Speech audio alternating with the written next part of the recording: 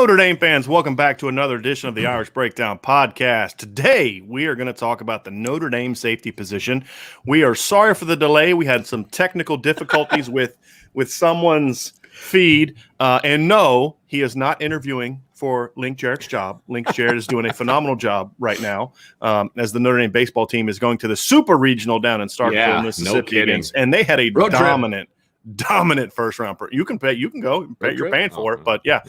But today we're going to talk about the safeties, Vince, and this might be the most intriguing storyline of the offseason because you have the combination of the best player on the defense plays this position, but it also has the least amount of depth, questionable depth. So it makes for a very intriguing where the range of possibilities for this position is as great as I think as any position on the football team. I think offensive line is probably the only other one that could maybe be in this conversation.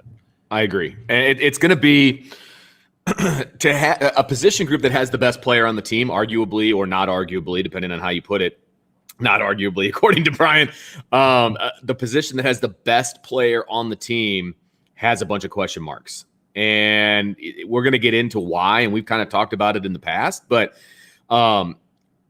he needs a Robin to his Batman in order to be the superhero he needs to be, right? That might be a terrible analogy, but he needs help. He needs help because if he doesn't get that help, then he can't be all that he can be. And that's really where the question marks start.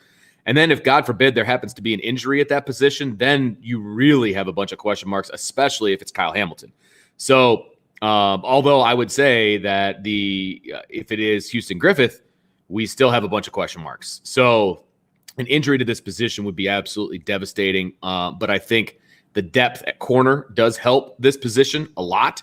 And obviously the bringing back of Houston Griffith helps the position a great deal. And we'll jump into that as well. But this is, like you said, and I'm not sure what I was expecting necessarily from this position going into this year. It's going to be interesting. And then you throw onto the top of that, they got a brand new position coach. Right. So, and a guy who we really don't know a lot record. about. Right. Yeah, Not at this level. I mean, last time he was a coach, he was at the Division II level. Now, that doesn't mean he can't coach because my stance on that, Vince. If you got the chops, you got the chops. Absolutely. I've sat down and talked ball with some Division I coaches over the years that I'm like, this guy couldn't coach his way out of a wet paper bag. And this guy's been at the D1 level for 20 years.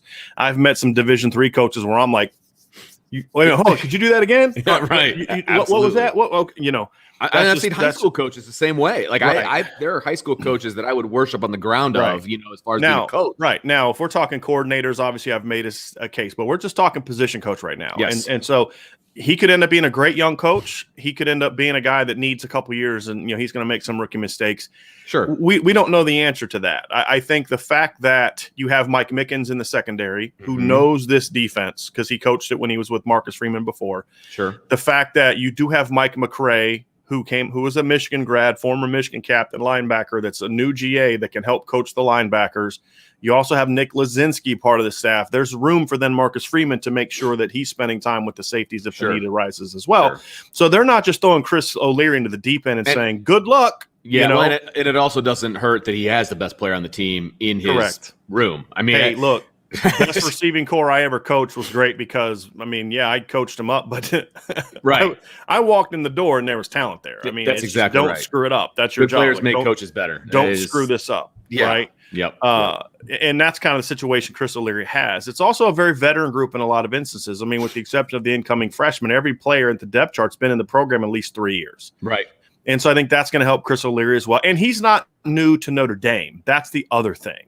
And that adds to it as well. He's been at Notre Dame for a few years now, which means he knows the coaches, he knows the players. There's already a level of mutual respect. There's a benefit of the doubt he's going to get that a 24, 25, 26-year-old would not have gotten if he came from outside the program. Sure, he would have had to prove himself a whole lot more if he'd have come from outside the program. The fact that they saw him, he coached basically, he was essentially the Rovers coach from what I understand, and the Rover was pretty good last year. But that's another part too is Jeremiah, when you look at the safety position last year, you kind of you kind of had to pick your poison. Okay, if you want to avoid Kyle Hamilton, that's fine, and you can go attack Jeremiah Wusu-Koramoah. But now he's not there. So to your Batman and Robin thing, they had 2 Batmans last year. Sure. Right. I mean, on the defense, now it's kind of like, okay, are they going to have that or not? And so when you look specifically at the safety position, the emergence of a second and hopefully a third safety is going to greatly impact this defense, because whoever that player is going to be is going to get targeted a lot. Oh, absolutely. You have to take your shots at the number 2 because the number 1 is so good. I mean, you're going to have to identify where 14 is. I mean, that's going to be in the game plan, okay? Just like last year, it was where's 6, where's 14. Well, now it's where's 14. Now, somebody could develop into a guy that you need to know where they are, et cetera. But going into the beginning of the year, Florida State, for example, he's a marked man, right? I mean, Kyle Hamilton is the guy that they're looking out for. So just because of that, if it's Houston Griffith, which we assume it will be, number 3 is going to be the guy that they're going to go after. And I mean, look, if I'm an offensive coordinator, that's the first thing I'm going to do. I've got to locate 14. I'm going the other direction, and the other direction is Houston Griffith. So he is going to be tested, and he's going to be tested a lot, especially early on in the season. And, you're going to get a really good idea of where Houston Griffith is in his maturity, in his development, all of that. I think you're going to get a really good idea of that real early on in the season. Yeah, and look, I don't care how well Houston Griffith plays. He's always going to be a target this year. Has to be. And that goes back to, and we'll dive specifically into Houston in a second, but that goes back into the importance of that number 2 stepping up. It's not just about someone earning a starting job. That's irrelevant. Right. If there was only one other safety, and you had a year of eligibility left, they'd have to start you at safety. You know what I mean? Like it's about a safety playing at a high level, and a second safety, at least a second safety stepping up as, hey, you can target me all you want, but I'm going to make you pay for it. And that's going to be a thing, because if that player steps up, and here's why it matters, because that player is going to get targeted more. If that player steps up, number 1, you're going to get more plays being made. But number 2, even if it's just a split second hesitancy that you can create with a running back, a receiver, or a quarterback, just a split second hesitancy, like, I'm not sure if I really want to go at this guy again. Right. That's okay. All of a sudden, that's that extra split second that Isaiah Foskey or Jordan Patelho or Jason Adamiola need to get a hit on the quarterback to either knock a ball loose, get a sack, force a pass, whatever the case may be. All of that. Those things are all important. Yep. And that's why it's important that the second player step up. Now, Vince, the very most important thing, however, is there's a lot of hype being made about Kyle Hamilton, justifiably so. Sure. I mean, I am not against the hype. Remember, I'm the dude that basically said when he was a consensus 3-star, I'm like, this dude ain't a 3-star. Right, okay? Exactly. Yeah, and everybody came around to it. He's a great, great talent. The injury that he sustained is not a significant one. Honestly, if they'd have had to play a spring season, Kyle Hamilton probably would have played. Sure. You saw in every video when a defensive player would make a play, the first dude sprinting out on the field was Kyle Hamilton. So I think this was a precautionary thing. It was a letting him heal thing. There's no reason to put a guy that's like him out on the field in the spring when he's not 100%, right? If it was a game being played, then he would have been out there, okay? So it's not that kind of injury. I don't expect there to be any ramifications of it for it. So when you look at it, you say, okay, a lot of pressure, a lot of hype. There was a Twitter conversation going on yesterday from Ryan Roberts and some other NFL draft analysts talking about he might be a generational talent. That is true. You don't find a lot of 6'4", 220-pound kids that can move like Kyle Hamilton and can impact the game in so many ways. No doubt. But the fact of the matter is, for this whole thing to work, Kyle Hamilton has to play like we're expecting Kyle Hamilton to play. Absolutely. And that's going to be a big part of this, Vince. Oh, there's no question. And, it's a point where when you're playing at the level that Notre Dame, well, any level, to be honest with you, high school, low college, high college, whatever the case may be, your stars got to play like stars. And we talked about this a lot going into the Clemson game, the regular season Clemson game last year, right? There at time you need your stars to play like stars. I don't know anywhere else to say it. But Kyle Hamilton's a star, and he's undisputed as a star, and he needs to play that way. And we gave him, I don't want to say we gave him a pass, right? Like he's earned the right. His play last season and really the last 2 years, right, is why he's getting hyped. This isn't that hype that we see, because you and I see this all the time, Vince. Some dude's being hyped up, and it really has more to do with what his reputation was coming into college than anything he's actually done in college, right? Right. Kyle Hamilton came in with a big rep, but he's earned the current status that he has. I mean, he's earned the fact that, this guy could be one of the best defensive players in all of college football. This guy could be someone that you look at and say, this guy was a game changer. He has a chance to be that, but no question. He's got to take his game to another level in 2021. Yes. He does. And I was going to say was like his freshman year, he was a complimentary piece, but a really good complimentary piece. Right. And he wasn't necessarily tasked to be that number one safety. He didn't have to be in that room. Right. Sophomore year, he needed to take a big step and he kind of needed to be the guy. And he did. I mean, he took that next step. But there's still more steps that he can take. And look, let's be honest. This is going to be his last year at Notre Dame, most likely, unless something tragic happens injury-wise. And so he needs to take that another step, right? I mean, he needs to up his game. He needs to – look, he's already going to be a marked man. Everybody knows who he is. Excuse me. But there's another level that he can take his game. Why don't you kind of outline – a little bit of that, kind of like where he is and where he could be this season and what that looks like. And then we'll talk about kind of why Houston Griffith is so important to get to that spot. Well, I think the first thing about Kyle is he is someone who has the tools to be a game changer, essentially, Vince. He has a chance to be a guy that you can use in every facet of the game. The thing that we saw last year was he looked like a sophomore at times, an elite, highly talented sophomore, but a sophomore times. At times he was a little out of control. He'd miss some tackles that he shouldn't have missed because he was kind of trying to be a missile, understanding that, hey, there's a time and a place for you to light that dude up. There's also a time and a place for you to break down and make sure that you make that tackle, right? I think that's a big thing. I think there were times where maybe he got a little bit nosy into the backfield. Now, he was able to overcome it and still go make plays. But if he doesn't get nosy when he's not supposed to, he's not breaking the ball up or jumping the route. He's picking it off. So maybe you're making some more of those impact plays. I don't think he had an interception last year. Part of it was because he just didn't get challenged a lot in the pass game. But another part of it was there were times when his nosiness would result in him kind of. Sure. And what I mean by that is it's kind of like, you're trying to get in somebody else's business, right? And what that means is, sometimes I'm thinking I'm coming downhill when that's not your number one priority because he's so ball focused. Which I like, and I get that. I totally and a lot of. And I don't just get it. I like it. His whole career has also been he's so good that he can make up for other people's mistakes. He can freelance a little bit, and you can freelance, and at this level that can get you into some trouble because you really need to focus on what your job is. Because if you start worrying about what other people's jobs are, now you're not doing your job, and that's part of being a young player. Sure, he wants to be a playmaker, right? Okay, and also he again, I think part of it is. It's that mentality of I need to make a play. It's like Kyle has this sense of if he's not making plays, he's not helping the team. Yeah. That's just how he plays. So don't view it as like a selfish thing, like I'm going to do what I want to do. He did have a pick in the playoff game against Clemson, but that was off of a tip ball. That's a little bit of a different situation. John Klimek just reminded me about that one. I keep thinking Drew White picked that ball off, but Drew White's the one that tipped it. But anyway, back to the point.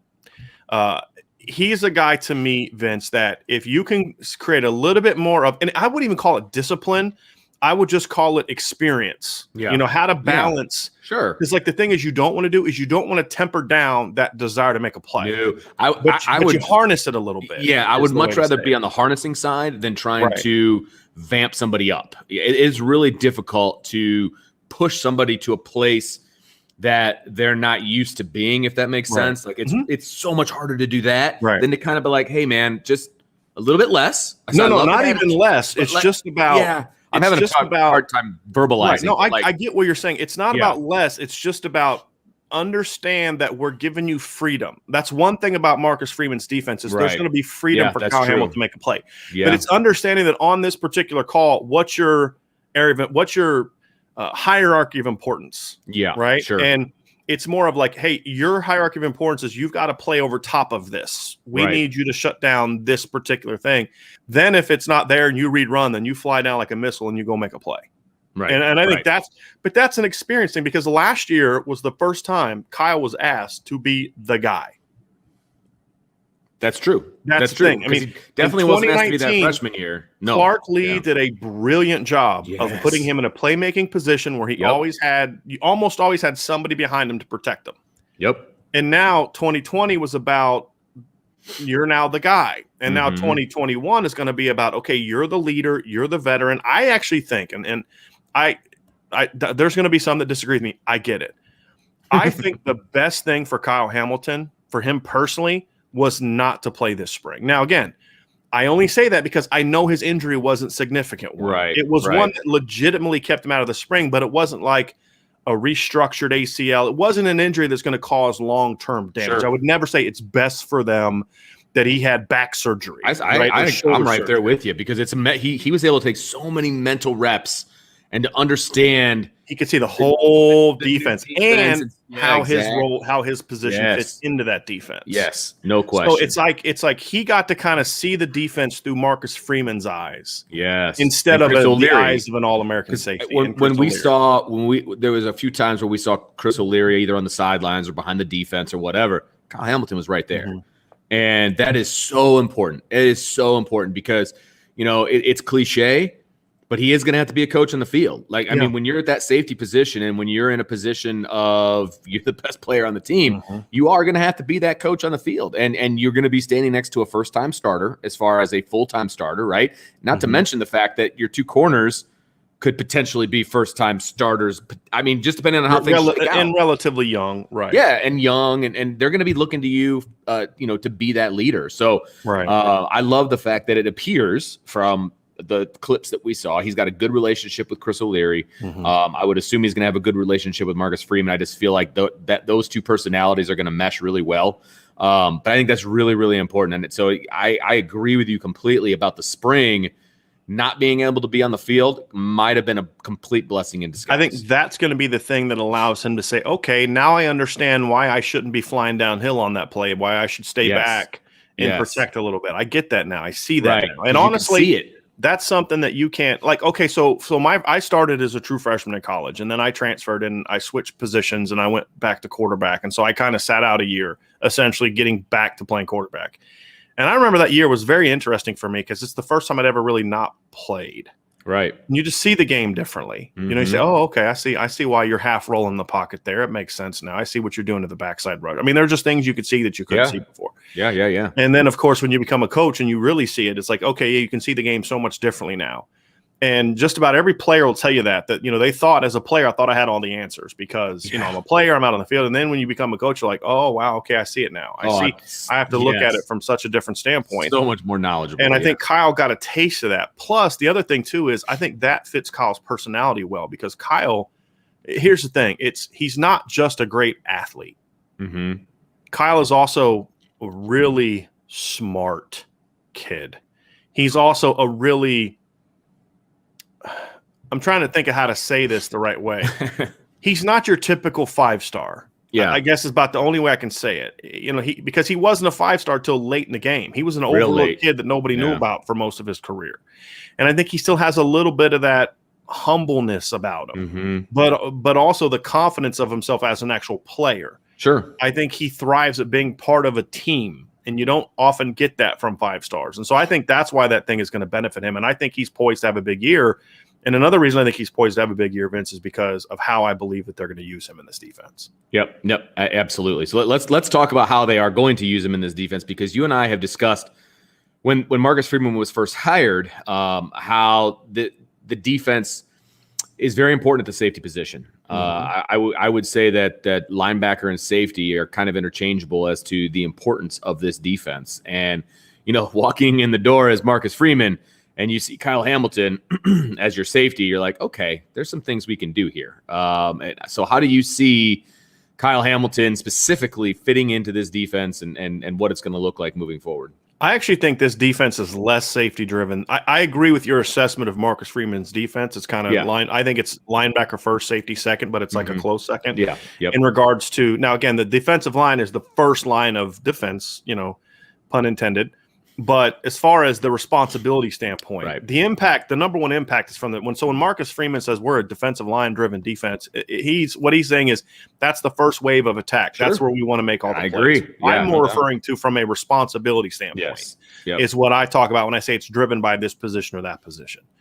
And I think there's more put on the linebackers in this defense than there is on the secondary relative to compared to where it was before. Right. So I actually think that's going to give these secondary players even more opportunities to make plays because there's not going to be so much put on their shoulders. The linebackers are going to be asked to do some of the things that in the past the safeties were asked to do. So I think that's something that's going to help him. But I still think there's also a tremendous amount of versatility that Marcus Freeman can have in this defense, similar to what we saw from Clark Lee last year. His safety, he's going to have a boundary and a field safety. In this defense, Kyle is going to primarily be to start off the field safety. Houston's going to be the boundary safety. Which makes sense. That allows him to use his length and size and all those type of things to roam the sideline. I think it's going to allow him to allow the defense to be more aggressive with the rover at times. Because think about that. For all the big plays the defense made this year, they got a grand total of 0 snaps from their best player in the spring. That's right. And so if true. You have Kyle Hamilton, you can now be more aggressive blitzing your linebackers because you have a guy like Kyle Hamilton robbing that zone. So essentially what that means is little football 101.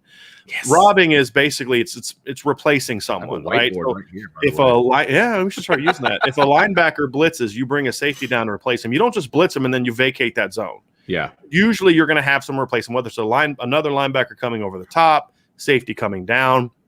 When you're going to play as much cover one means man free. So there's one free safety cover in the middle of the field. Everybody else is in man. That's what cover one is. And so what you're going to see a lot of is that second safety is going to have to be playing a lot of man coverage. And then there's going to be a safety over the middle of the field. Well, I think playing where he's going to play, I think we're going to see a lot of Kyle Hamilton being that guy that's playing in coverage. So he's going to be coming down, replacing. And so if you're blitzing a linebacker, you're going to essentially have a safety replacing who that guy would otherwise cover. Yep. So I think having a player like Kyle Hamilton who can legitimately cover running backs, running backs, tight ends, and wide receivers. I mean, he can cover all three of them. Yep. That's what makes him so good. Right. You now have so much flexibility on how you can use your linebackers. We haven't got into how we're going to use Kyle Hamilton. So that's something that can't be dismissed is having a player like him gives you more ability to be aggressive with your front seven. Sure. Because you have an eraser behind him. Then specifically to Kyle, you're talking about a guy that's going to play the alleys, a guy that can play with great range, a guy that can come down in the box, a guy that can make quarterbacks really nervous in a lot of ways, really nervous. Sorry, you saw me laughing. Please? You saw me laughing. Please? That deserves to get up in the show. Yes. That's why I was chuckling. Young, you absolutely nailed it. Yes, you did. It's called being and that's what I call about this defense is it's a controlled chaos, so to speak. It's not just we're going to be aggressive without any kind of possibility of being smart and disciplined and structured. Structured chaos is what I've said. And so when you have a guy like Kyle, you're going to move him all over. There are times you can put him in the boundary. There are times you're just going to put him right in the middle of the field and say, I dare you to throw it deep. I dare you. Yeah. They dared Alabama to do it, and Alabama didn't do it because Alabama didn't need to. But granted. But they did that. He's going to have a chance to make the Clemson game or the Alabama game that they tried to go deep down the sideline? And that was Alabama. That was Alabama, what Clemson did was Clemson got him. Actually, Clemson got Kyle Hamilton, and this was part of the inexperience. So they were playing cover one, and they had a matchup of Amari Rodgers against Sean Crawford, which has got to make an offensive coordinator just drool over himself. Yeah. You had Kyle Hamilton in the middle of the field. So Trevor Lawrence, like a seasoned veteran, drops back, looks to his right.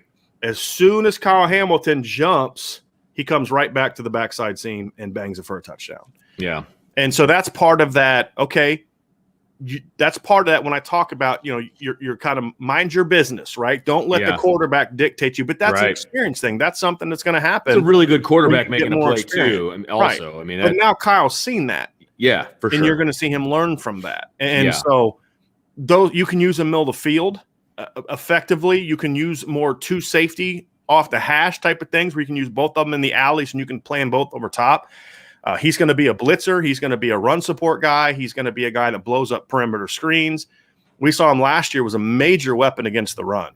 And that's really where his game took the biggest jump for me from high school to college is I didn't realize how physical he was going to be. Yeah.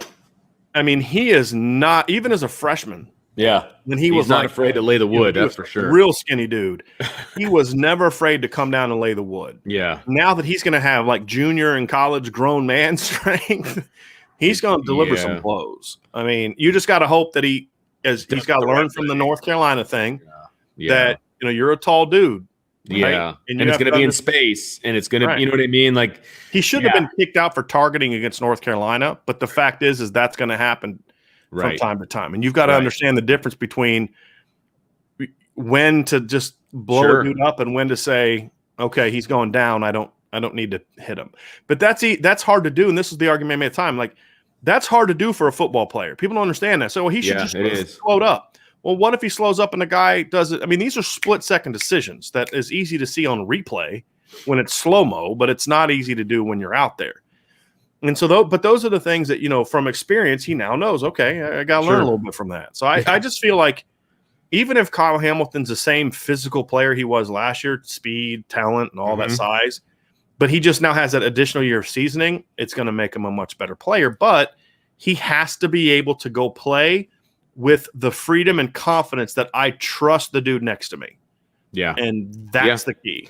Well, that's ultimately the key to this whole position group. I agree with you. And, Batman trusts Robin. So that trust has to be earned to a degree, right? I mean, I'm in no way saying that Kyle Hamilton doesn't trust his teammates, but you realize that when you see how they play, if there is actually trust there, right? So somebody's got to step up. And, again, we're assuming it's going to be Houston Griffith, but somebody needs to step up so that Kyle's not necessarily looking out of one corner of his eye, making sure that guy's doing the right thing all the time, right? He still has to be able to play loose, and he has to play worrying about Kyle Hamilton, not worried about Houston Griffith. And I think that's the point that no matter how much you tell him, trust your teammates, that is earned. You got to earn it. That is earned. Yep. Now you can say you trust it, and in your heart of hearts you can believe it, but when the fires are hot and the bullets are flying and all that kind of stuff, it's an inherent trust.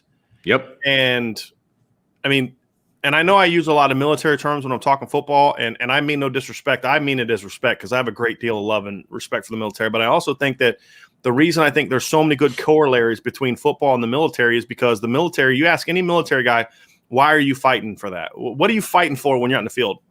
This guy next to me. Yeah. Right. Yeah, we have an objective that we're fighting for, but it's for this guy next to me. It's to make sure that he comes home too. Mm-hmm. And when you have to worry about that guy next to you in football or whatever, then it takes your eye off of your job. You have to have supreme confidence. I got his back. He's got mine. Now let's go. Let's go. Yeah, exactly. Going forward, right? And we saw it with Drew White at times last year. We saw it with Jalen Smith in 2015. And we saw it last year where you got to be able to trust the people around you. Sure. And if that's why it's so important for a second guy to step up. And look, I'm just going to be honest. Like in most cases, I'm like, hey, look, there's 4 or 5 guys there. As long as one of them steps up, I've said a quarterback. I don't care which quarterback starts. Whoever wins that job. This is one where I'm kind of pulling for one dude, and that's Houston Griffith. And the reason for that is because I see a significant talent difference and experience difference, size difference between him and all the other safeties. Yeah, absolutely. So perfect segue. Let's start talking about Houston Griffith. I know we've probably beaten this dead horse, but I still want to bring it up. The first coup for Marcus Freeman was getting Houston Griffith back into the locker room. You can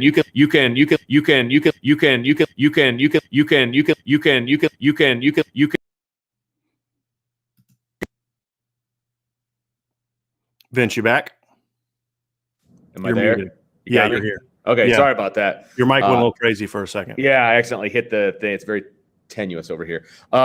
Anyway, what I was saying was that was the first big coup for Marcus Freeman to get him back in the locker room. You can call it a transfer portal pickup if you want, because he was in the transfer portal and he had every intention of not coming back to Notre Dame. And Marcus Freeman did what he needed. He saw the writing on the wall, and you can say that he saw the depth chart. You can say that he saw the promise that is Houston Griffith, whatever. However, the reasoning was to get him to have that conversation with the Griffith family. He did it, and he got Houston back. And I will say that because he did that, I have a lot more confidence in this group than I would have if Houston Griffith was wearing a different jersey right now.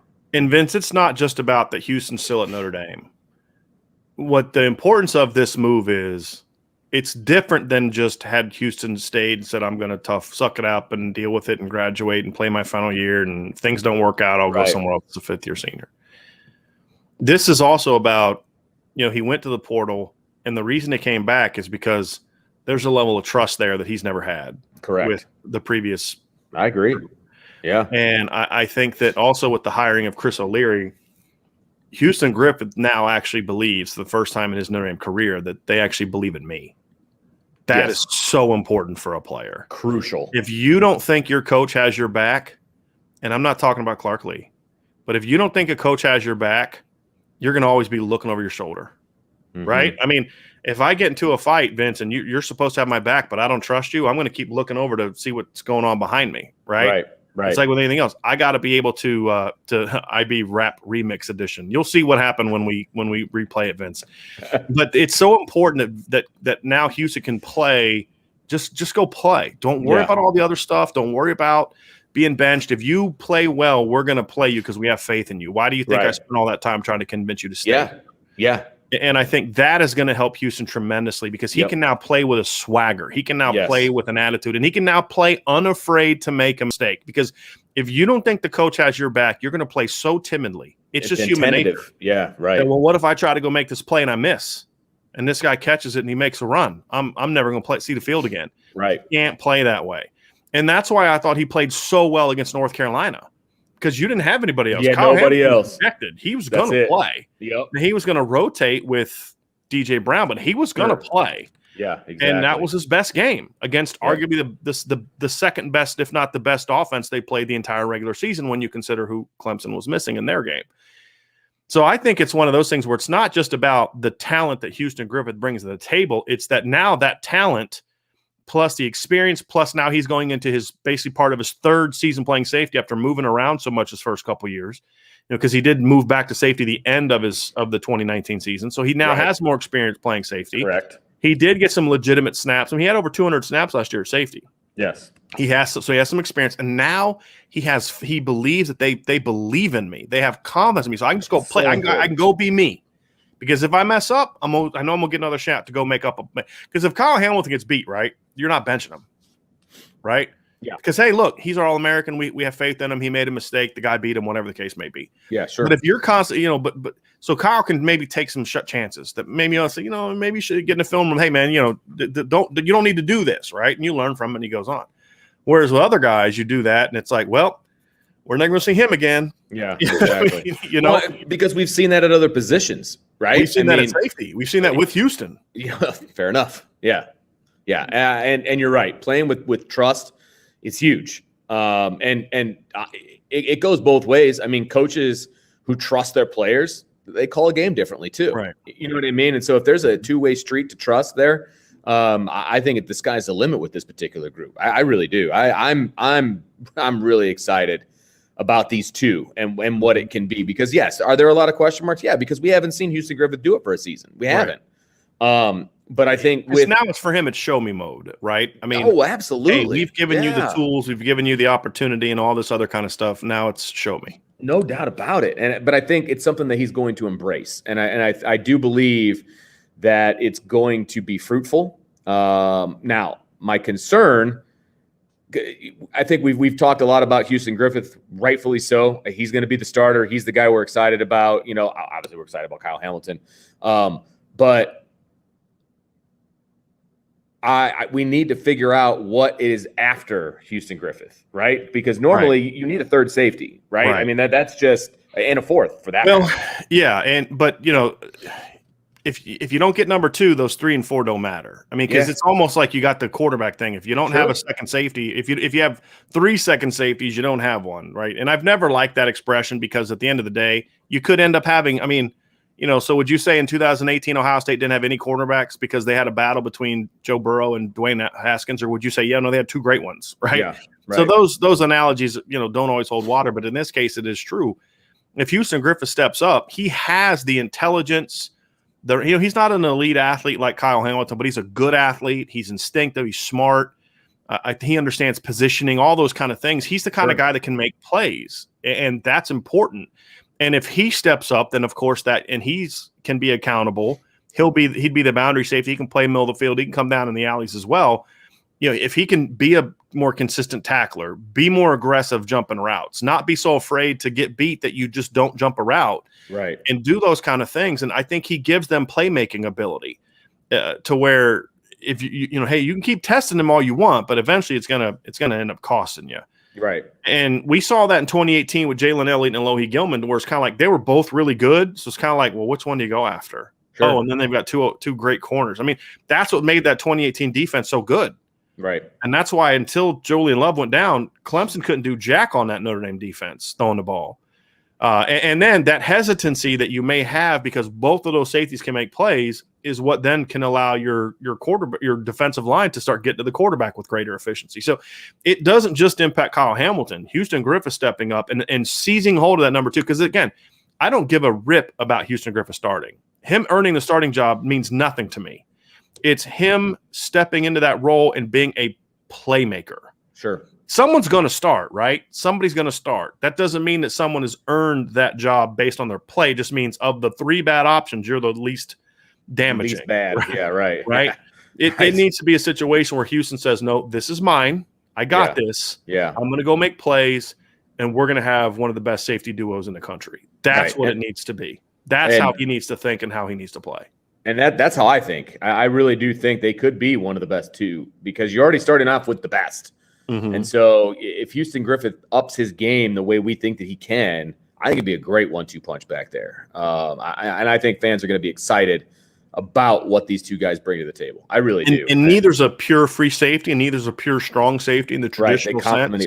There's some interchangeableness to it, and I think Houston has not proven to be as good coming downhill and making plays on the ball. He's more of he needs to be a sound tackler. But again, is that due to him just not having the ability to do that, or him not having the confidence to come down with a little bit more reckless abandon? Sure. We're going to find that out. We're going to find that out very early in the season because Florida State, which is ironically the team, his first start as a safety, if he earns that job, is going to come against the school he was originally committed to. Remember, he committed to Florida State in high school because when he was down at IMG, and then Notre Dame was able to flip him. Mike Elko and Todd Light were able to flip him and get him back to Notre Dame. So that'll be an interesting matchup. And look, several of your first opponents are going to be teams like throw the ball. Purdue is going to throw the ball a lot. Oh, yeah. Florida State's going to throw the ball a decent amount. Then you play Wisconsin, Cincinnati, and then you get into Virginia Tech. There's some running teams in there, but then down the stretch of the year, there's 2 teams that like to throw the ball a lot that you're going to have to match up against in USC and North Carolina. So there's going to be opportunities this season where Houston's going to have to be a factor. And look, he's going to get his chance now. Now it's time to put up or shut up, right? Yeah. I mean, this is his opportunity, and I'm excited for it, and I think he's going to play well, but he needs to turn that optimism into, it's like we say, hey, you got to turn that potential into production. At the end of the day, you don't win games with potential. You win games with production, and he has to turn that potential. And this is his season to do it. I mean, they're really, if he doesn't do it this year, it's just not going to happen. At least it's not going to happen at Notre Dame. All right. I mean, this is his opportunity to become a standout. Yeah. Yeah, I mean, for sure. Now, I hope that he still comes back for a 5th year because, I think that'd be good for his draft stock. 2 years of playing at a high level. Yeah, I agree. We're not saying like, this is his year or he's going to leave. It's more of this is sort of okay, now you can become the guy the year after. Well, and I think that's important because there will be plenty of critics out there. If he has a good year this year, you were playing next to the best player in the country. Mm-hmm. Like sure. That's and then he can go out in 2022 and prove those doubters wrong. But, so at the end of the day, he's got to earn that opportunity in 2022. Sure. If Houston Griffith doesn't step into the lineup and say, "Hey, this is mine," and play at a high level, I mean, you're going to go into 2022 with major question marks of safety. Major question marks. And they need to make sure that doesn't happen. So, I mean, because at least this year you have Kyle Hamilton. You need at least going to be good at one of those spots. Right. If you're like, okay, who's our starters? Houston Griffith, who didn't play very well last year, and DJ Brown. Ooh, I'm not sure how, you know what I mean? But hey, Houston's got this one down. Let's figure out who's going to take that other spot. Yep. And that's going to make it interesting. And that's where the other part of the safety position comes into account. Look, the reality is if Houston Griffith, and this is why I say Houston can have such a big impact on the game beyond just his spot, because we talked about if he steps up and plays well, not just starts, but plays well, it helps Kyle.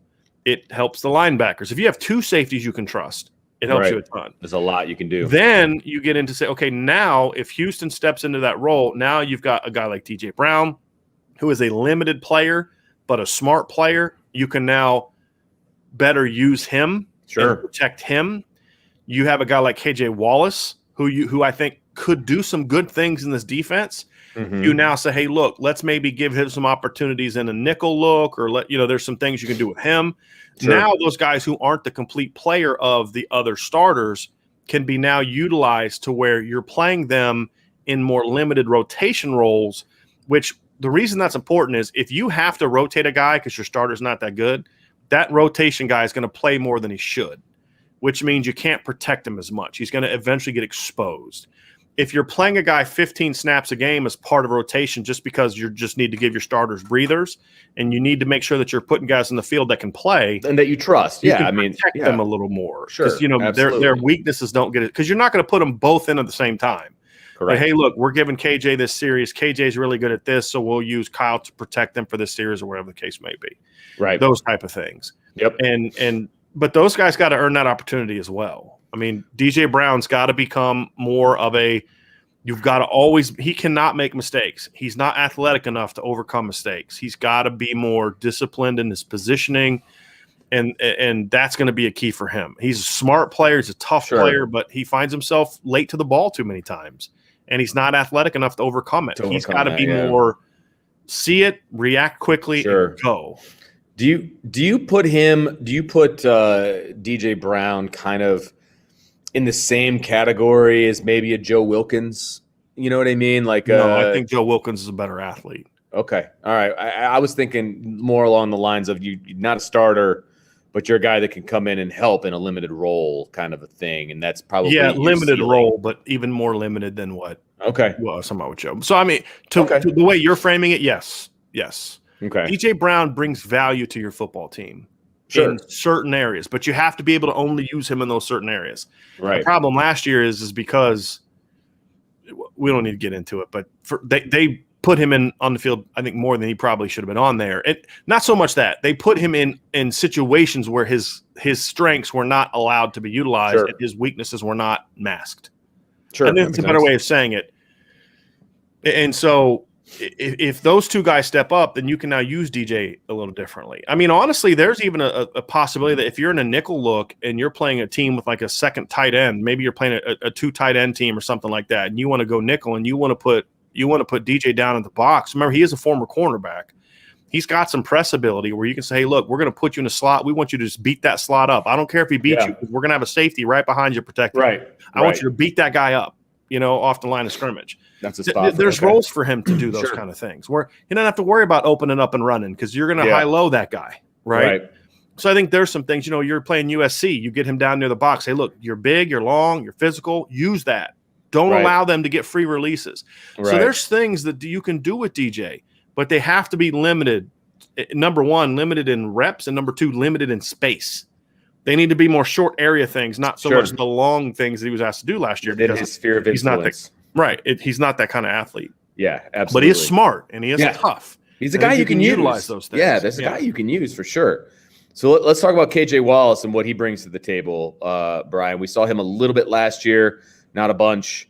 We saw even less of Litchfield Ashvon, which we'll get to in a second. But those are the two guys that are returning. So let's talk about those guys real quick. I like KJ. I think KJ is a good football player. I think he's a converted corner that moved to safety because they had a need. Yep. He's got some press ability. He can run. He can hit. He's just small. That's the only knock on him. It's kind of like Sean Crawford before the last major injury. Sean was a guy that was more athletic, dynamically athletically, right? But the problem is, you look at 2017, as good as Sean Crawford was that year, there was a couple teams like Stanford that could put a second tight end on the field and just say, my guy's 6'7", your guy's 5'9". Sure. I'm going to win that battle. Sure. In the red zone. And so there's going to be some of those. So again, if you can avoid but see, in 2017, he was the only nickel, right? Because they had lost tried to make Houston that nickel, and that wasn't, flipping his hips and playing at the line of scrimmage is not where you should be using Houston Griffith. Houston needs to be back where everything's in front of him. That's his strength. And so they tried Nick Coleman there, and no, actually that was 2018. I'm going back to 2017. So he was the only nickel in 2017, and he was pretty good at it for the most part. But because he was on the field so much, eventually his weaknesses got exposed. And now a lot of teams couldn't expose his weaknesses, but Miami could, and Stanford did, and it started happening more and more at the end of the year because he had played so much earlier in the year. Sure. And to me, KJ is similar to that, and that's post 2 leg injury, Sean Crawford. And so I think there's a role like that for KJ where, come down, you can press in the slot, you can play the slot. He's a tough physical kid. He's got, he can flip his hips and do all those things. Now, he doesn't have the long speed or the size that you ideally want in a guy playing 70 snaps a game at that position. Sure. But I think KJ can play. I think he's a smart, heady, instinctive football player. He's a good athlete. He's just on the shorter side. But I think there's a role for him to play 20, 25 snaps a game against some opponents and say, this guy can help you, especially if you can kind of do it like I said before, where, maybe you do have a safety protecting him a little bit, or maybe you're playing off man on the outside and you're just saying, hey, beat up that slot guy. If that guy gets past you, don't worry. We got a linebacker dropping underneath it. We got a safety over top, whatever. But, and then you can drop your corner. So if that guy runs a quick out cut, you can drive on it, and then any routes behind it, the corner can kind of close on if you're playing 3 or 4 behind it. So I think there's a lot of different things they can do to use his skill set. But I think KJ brings a skill set that, again, if Houston steps up and you can now use KJ to play to his strengths, I think he brings a lot of value to this secondary, in my opinion. Okay. Now, Litchfield Ajavon brings more size than KJ Wallace. He's listed at a little over 6 foot. Where he doesn't look that tall. He doesn't look that tall to me either. But then again, KJ Wallace is listed at 5'10" and a half or something like that. So he brings a little bit more size in theory to the position. But we have seen nothing. Not until the Blue Gold game. Nothing. And did he play a little special teams? Yeah.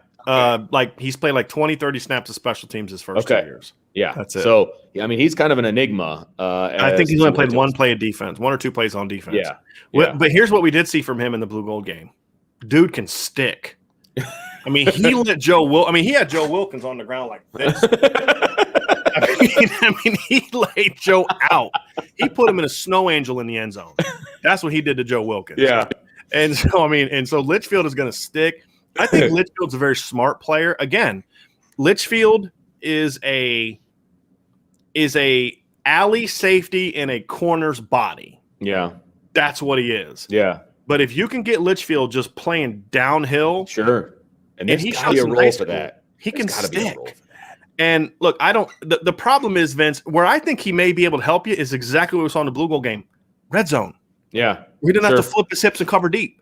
Because when we saw him in the spring getting beat, it was always deep stuff where he had to flip his hips and run. Right. But where we saw him make plays in the spring and then we saw him make plays in the Blue Gold game is when he can come downhill. Sure. There's, like you said, there's got to be a role for a dude like that. Number one on special teams, but more so on defense. So, where maybe he's your alley safety in the red zone, or he's just coming down. He's just look for somebody to lay out. Just be that missile. Short yardage against like a Stanford team or that kind of thing. So there's some run game and zone coverage value that I think Litchfield brings.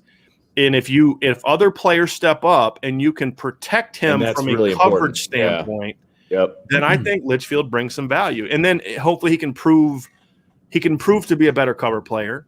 That'd be more ideal. But if he can prove to be a little bit more effective in coverage, then he could expand his role. But I think right now, just like today, I think that's a hammer. And here's the thing: he's not a hammer he's not like 6'4", 220 like Kyle Hamilton, right? Right. He's not like 6'3" and rangy like Kerry G. He's like this little, 5'11", 6 foot dude that looks kind of unassuming, and then wham, he lays Joe Wilkins out in the end zone. Well, and he had another big hit in that game. In that game too, another big tackle in that game. But that's where having solidified starters. Now you can take some of those other guys that are on the depth chart and really narrow in what they're really good at and finding spots for that. Mm-hmm. You know what I mean? As opposed to putting a guy out there that isn't as good all around. And then now you've got holes. You know what I mean? So that's where having a Kyle Hamilton, a Houston Griffith step up, be the guys. Now you can find roles for those other guys and you can get them on the field and you can highlight their strengths. where it can help your team. And I think that's really important. Yep.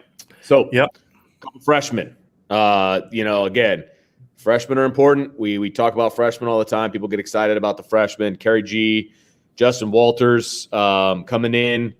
Do you see them having the opportunity, first of all, to make an impact on this depth chart? I think I do, because I don't think this depth chart is super strong. But what are your thoughts on the freshmen coming in?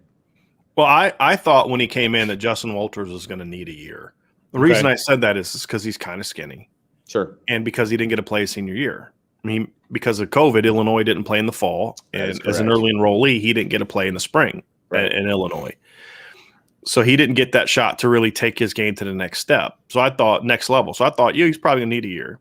But Vince, there's probably 7 or 8 different times in those highlight clips. And again, they're just highlight clips. Maybe he's getting burned every other play that he's not on the highlight clip. But we didn't see him getting burned in practice. Yeah. We saw him making a lot of plays. We saw him intercept a pass in the blue gold game. He picked off Drew Pine. He seems like a guy that just is around the ball. Yeah. I don't know what kind of athlete he is right now because, again, we just didn't get a chance to see much of him. But he looked pretty fluid in the blue gold game from what little we saw. Yeah. He looked instinctive, and and for a guy that's only like 185 pounds, he is strong. Mm-hmm. And he's always been that way. Even when he was like listed at like $175 as a junior in high school, he would stick you. He's another guy. He's like a strong safety trapped in like a cornerback's body. He's listed at 6 foot, 178 pounds. Yeah, 178 pounds isn't going to get a whole lot done. But then you see pictures of him, and he's like ripped. Yeah, right. And then you watch him hit people, and you're like, okay, that's not your typical 178 pounder. Right. You know what I mean? Exactly. No, absolutely. Yeah. And so again, it's almost kind of like I didn't think he was going to have a chance to play as a freshman, but now after the spring, I'm like, maybe I should shut up about him needing a year to develop because I get that. He made plays, right? And at the end of the day, isn't that what this is all about, right? You want people that can make plays. Give me a guy that's a young kid that has a knack for making plays that also is going to make some mistakes. Give me that kid because I'll coach that kid up. I mean, otherwise, what are you getting paid 6 figures for? That's what I say about other positions. You're getting paid 6 figures. Your job is to coach that young, talented kid up, not say, well, he doesn't know the playbook yet. Then teach him. Then teach it. That's your job. That's why that's you get paid 6 figures. Right. Go coach him up. It's not that hard. Right. And so with Justin, that's not a shot at Chris O'Leary because Chris O'Leary wasn't the safeties coach last year. Sure. Justin Walters wasn't on the roster last year. It's just in general. Right. That's what your job is. General comment. Yeah. So if you have a kid that's got some ability and a knack for playmaking, then it should be up to you to coach him up and get him ready to play. Now, it doesn't always work. There's some kids you coach up and it just never clicks for them. Right. Justin Walters doesn't strike me as that kind of kid, though. He strikes me as a kid that's got a high football IQ. And in high school, he did a lot of different things. He showed some coverage ability. He can cover tight ends. He can cover, he can cover running backs. He can cover in the slot. He can chase across the field, and he can stick. And we saw him make a lot of plays in the football in the spring. And so I think he's going to have a much better opportunity to play this year than I thought he was going to have. Okay.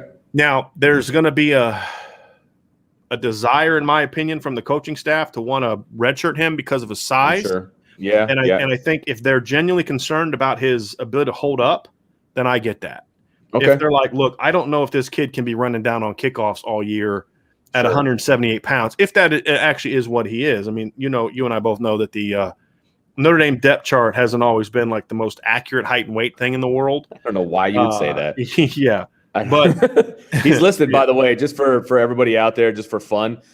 He is listed. I had it pulled up here. He's listed as the 3rd lightest player on the roster.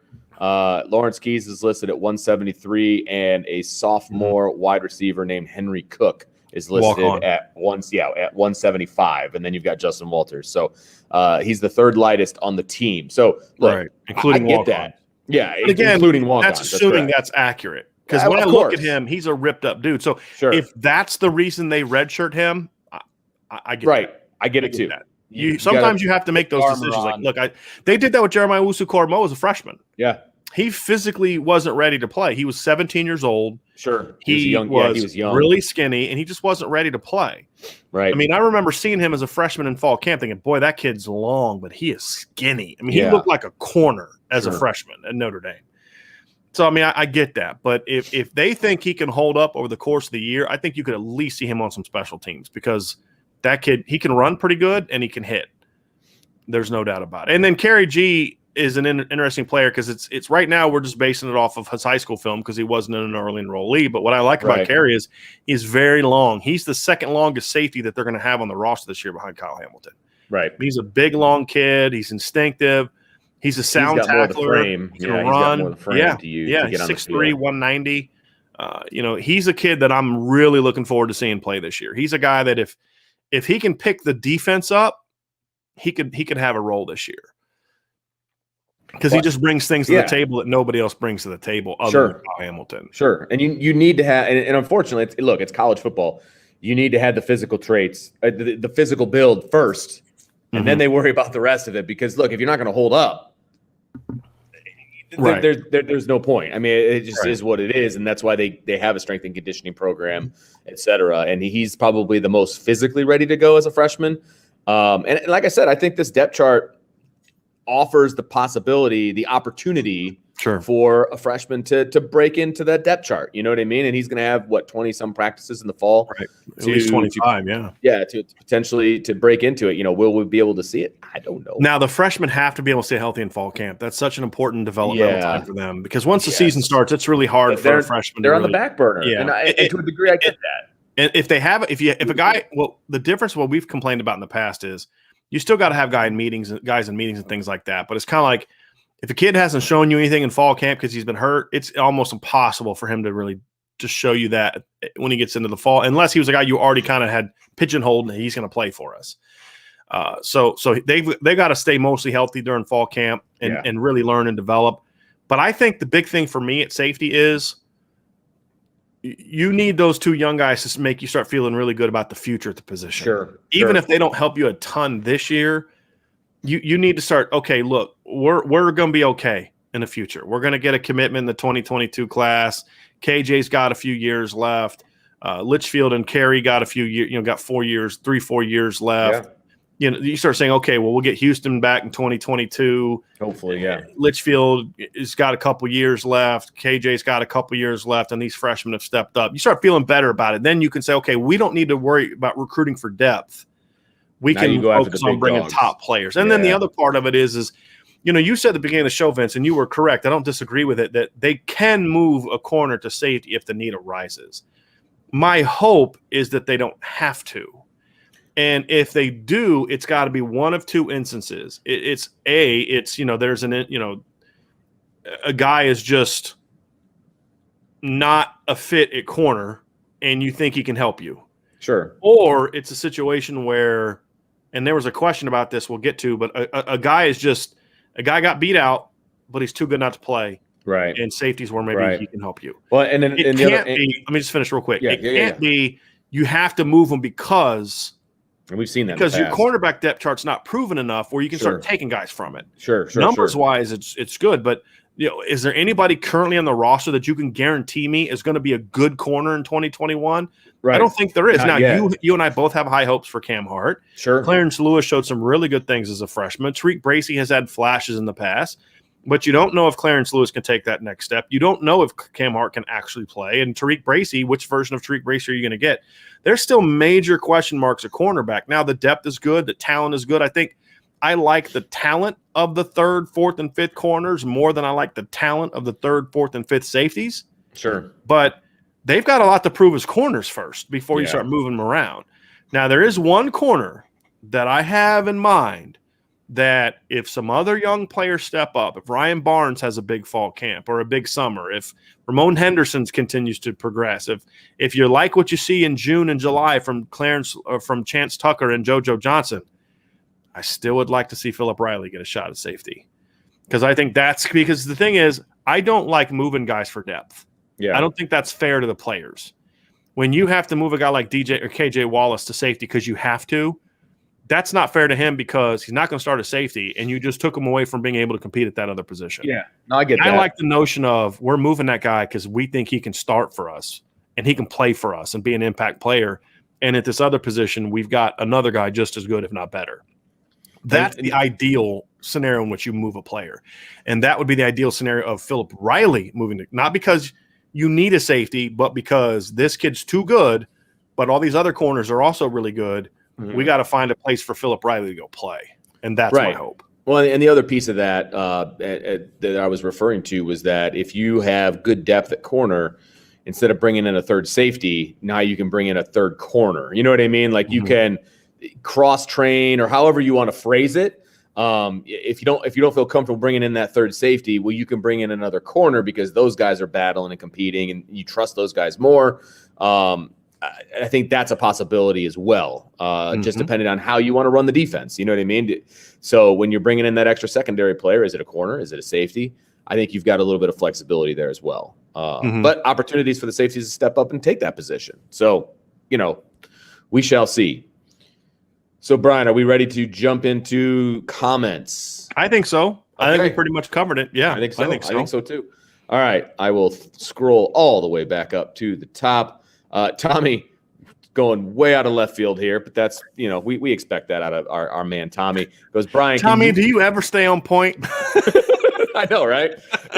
Can you rehash your playoff plan? I know I like it when I listen to you explain it. I have a hard time retelling it when I'm talking with other people. Essentially, because the reason I posted an article, Tommy's my guy. So Tommy and I know no doubt.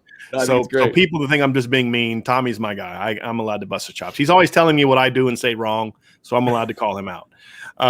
But the Pete Thamel from Yahoo Sports came out today and said that he had read that right now the leading proposal for expansion of the college football playoff is a 12-team playoff, which I think is just horrible, a horribly stupid idea. For the regular season now means nothing. And that's my danger. Teams. Bowl games, which have already become relegated to non-importance, are going to become even less important. This whole notion of creating more parity is nonsense because in a 12-team playoff, at least two teams are going to get a first-round bye. So that's one less game that those top teams have to play. It's nonsense. And so it doesn't accomplish the things that all they're doing is, hey, look, if we can add this many X number of playoff games, we can make woo. And these people aren't smart enough to realize what they're going to do to gutting the regular season and gutting the money that's currently going into the bowl system. And so I think it's a stupid idea. And like one of the proposals somebody sent me today had like Coastal Carolina and Cincinnati both in it. Like, does anyone give a rip about Coastal Carolina playing in the playoff other than like people who just like think that like we should give everyone participation trophies? Don't get me started. I just whatever. And so anyway, my proposal is essentially this. I believe there needs to be a system that allows us to continue to keep the regular season strong, meaning that Purdue-Ohio State game of 2018 meant something. That one game knocked Ohio State out of the playoff. Correct. Knocked them out. If we have a 12-team playoff, it means nothing. Right. How many times? It was a great game. And this is something I wrote in the article, Vince. Like, think of the 2006 Michigan-Ohio State game. That game was for who's going to get a chance to make the play or make the BCS game and compete for championship. That game doesn't matter anymore. Yeah. There's been plenty of times where Auburn and Alabama have played each other, and Auburn's able to knock Alabama out of the playoff. Well, that game doesn't mean as much anymore. Florida State doesn't mean as much anymore. Right. They're all going to go to the playoff. You're going to have 9-3 teams making the college football playoff. That's just stupid. That you absolutely will. So, and then the bowl games become less relevant. So my proposal is this: eliminate the college football playoff from the bowl system. Number one, go back to making the conference champions go to bowls, right? So if you win now what I would do is I would separate the conference versus conference championship format. And I've given in to the people that think the group of six needs a thing. So I've expanded my thinking a little bit. I don't like it, but hey, if you want it, we'll have it. Okay. And I think that the AAC is getting good enough to where they can compete with. And if you're giving them that opportunity, it's going to then help them recruit better to get stronger. So I'm willing to be open-minded about this to a degree. So what I've said is you take the six major bowls, right? It's the Rose Bowl, the Cotton Bowl, the Fiesta Bowl, the Sugar Bowl, the Peach Bowl, and then what's the sixth one? Orange Bowl, right? You take those six bowls and you have those six conference winners, or the 5 Power 5 conference winners have bowl tie-in. So the Pac-12 goes to the Rose Bowl. The Orange Bowl's for the ACC champ, the Sugar Bowl's for the SEC champ, the Fiesta Bowl's for the Big 12 champ, and the Cotton Bowl is for the Big 10 champ. Okay.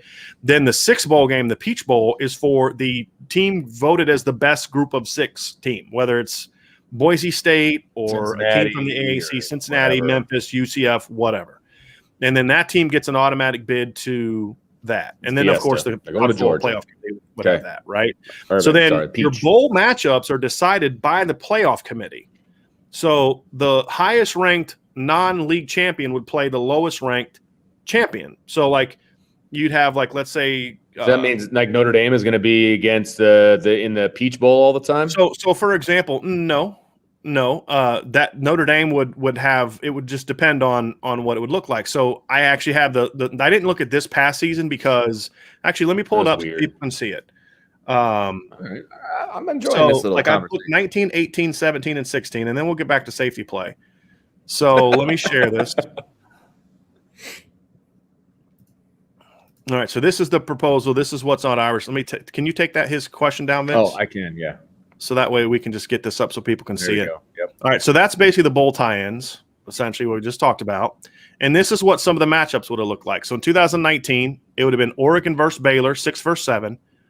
Clemson versus Penn State, LSU versus Utah, Oklahoma versus Wisconsin, Ohio State versus Florida, Memphis versus Georgia. Okay.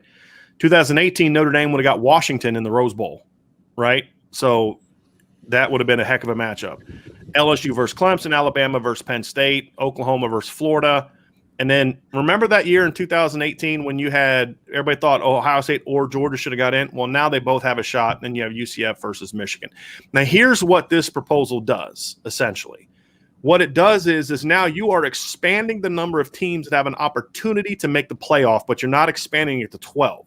The 10th, 11th, and 12th teams in college football are never going to go win a national championship. Right. There's no point in time in the history of college football that since I've been born where you could tell me that the number 11 team in the country is going to win 3 games to win a championship. This isn't basketball. This is football. It's a whole different animal. All right. Now, the difference here is when you look at this, you say, okay, Washington in 2018 is not going to make the college football playoff. But what they can do is impact the college football playoff by beating Notre Dame. Right. So then you look at it and you say, so Georgia and Ohio State play 5 versus 6. Those two teams would play their game. But those fan bases are also going to watch the Rose Bowl. They're going to watch the Orange Bowl. They're going to watch the Sugar Bowl. They're going to watch the Fiesta Bowl. Why? Because they need one of those teams to lose for their team to get into it. Think about the intrigue you've brought into this thing. So then you look at 2019, for example. I would argue that you had 7 teams with a legitimate chance to maybe make a 4th playoff spot, right? So when you look at it, Ohio State, LSU, and Clemson are probably in even with a loss. At least 2 of them are, right? But now you've got number 5, Georgia is in. They're 11-2 because the 4 seed is Oklahoma, who had a loss.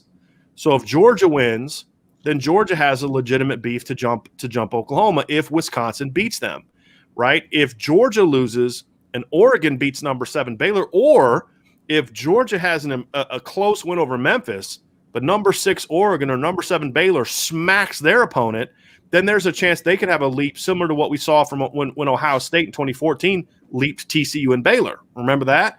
Ohio State went out and beat Wisconsin 59-0 in the Big Ten title game and leaped TCU for the final playoff spot. We've seen that in Notre Dame's history. Notre Dame, I think it was the year that they played Texas in a bowl game, where Notre Dame was the number 4 or 5 ranked team. They destroyed Texas in the Orange Bowl, Orange Bowl or Cotton Bowl, and won the national championship. They jumped all the way up to number 1. So you now have 7 teams that have a legitimate shot to leap teams. Or if you look at that same season, or actually 2018 is undefeated number 8 Memphis, Central Florida. The big knock on them is, well, they didn't play anybody. Well, what if they go out and smack Michigan? And Oklahoma loses to Florida. Now all of a sudden you can say, well, we have a different view of UCF now. We could jump them up several spots. There were years where Boise State would have earned a chance to play for a championship. That Boise State team to beat Oklahoma in the Fiesta Bowl, if this scenario was around then, you don't think that team would have had a case for being a playoff team, a 14 playoff team after the bowl games are decided? So I think this would maintain, if not, I think it would make the regular season better. Because one thing I hate about modern football, and it's ever since the BCS, remember when we were kids, Vince, and you'd watch the Ohio State-Michigan game, and the winner, after the end, all the players are throwing roses around. Oh, yeah, you have them in their mouth. Yeah. You had what, think the sugar, the big oranges if you're going to the Orange Bowl. Sure. Now, if Ohio State gets the Rose Bowl and it's not a playoff game. It's a disappointment. It's a disappointment. It's a huge and disappointment. I hate that for the kids. I hate that for the game. Yeah. I hate that for the bowls. Now, hey, Ohio State, you can't get to the playoff until you get to the Rose Bowl. Yeah. More often than not, it's going to be a lot harder. Games. Your system brings the bowl games back to relevancy. And it also gives the kids something to, because now you're not playing for the playoff. You're playing. So the SEC title game is not for a playoff berth. It's for a berth to the Sugar Bowl. The Sugar Bowl matters now. Now you got to go win the Sugar Bowl before you get to the playoff. Right. And I think this notion of these arguments amongst conferences, well, the Big Ten is better than they should get more respect. The Pac-12 is getting undervalued. Well, now you got a chance to prove it. Right? Oh, the SEC should have 3 playoff teams. Now you have a chance to prove it. Because, hey, look, if 3 SEC teams go out there and smack people in the bowl games, I think we can all say and agree, yeah, they deserve the 3 playoff teams. Sure. Right? But now it's like if they go out there and get smacked around, like, well, the SEC wasn't as good as you all thought. Now it's being settled on the field.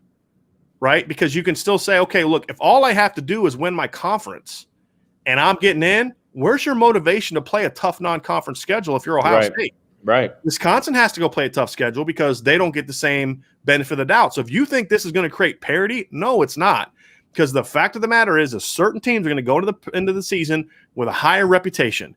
And it's going to be in their benefit to make their schedule as soft as possible so that that reputation does not get ruined. Sure. And so the teams that don't have that reputation are going to have to go schedule tougher because they need to prove something that Alabama doesn't have to prove.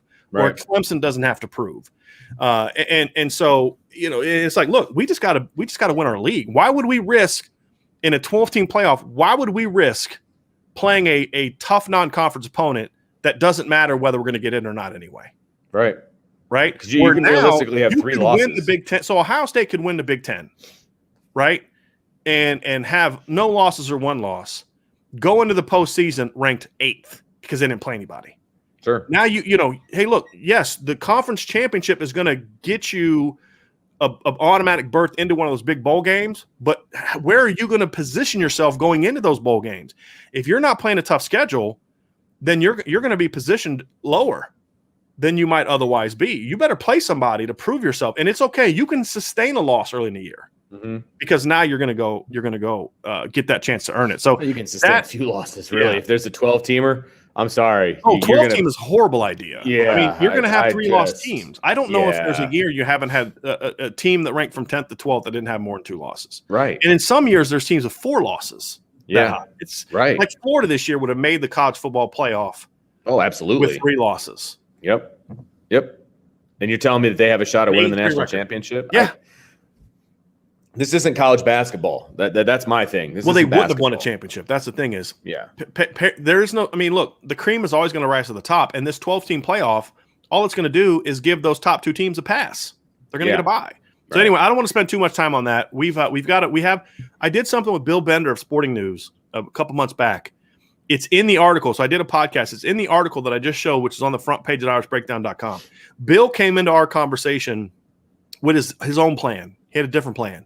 By the end of the conversation, he was on my plan. And Bill's a really good dude. So we have a debate not a debate. We kind of share our proposals and talk through it and those kind of things.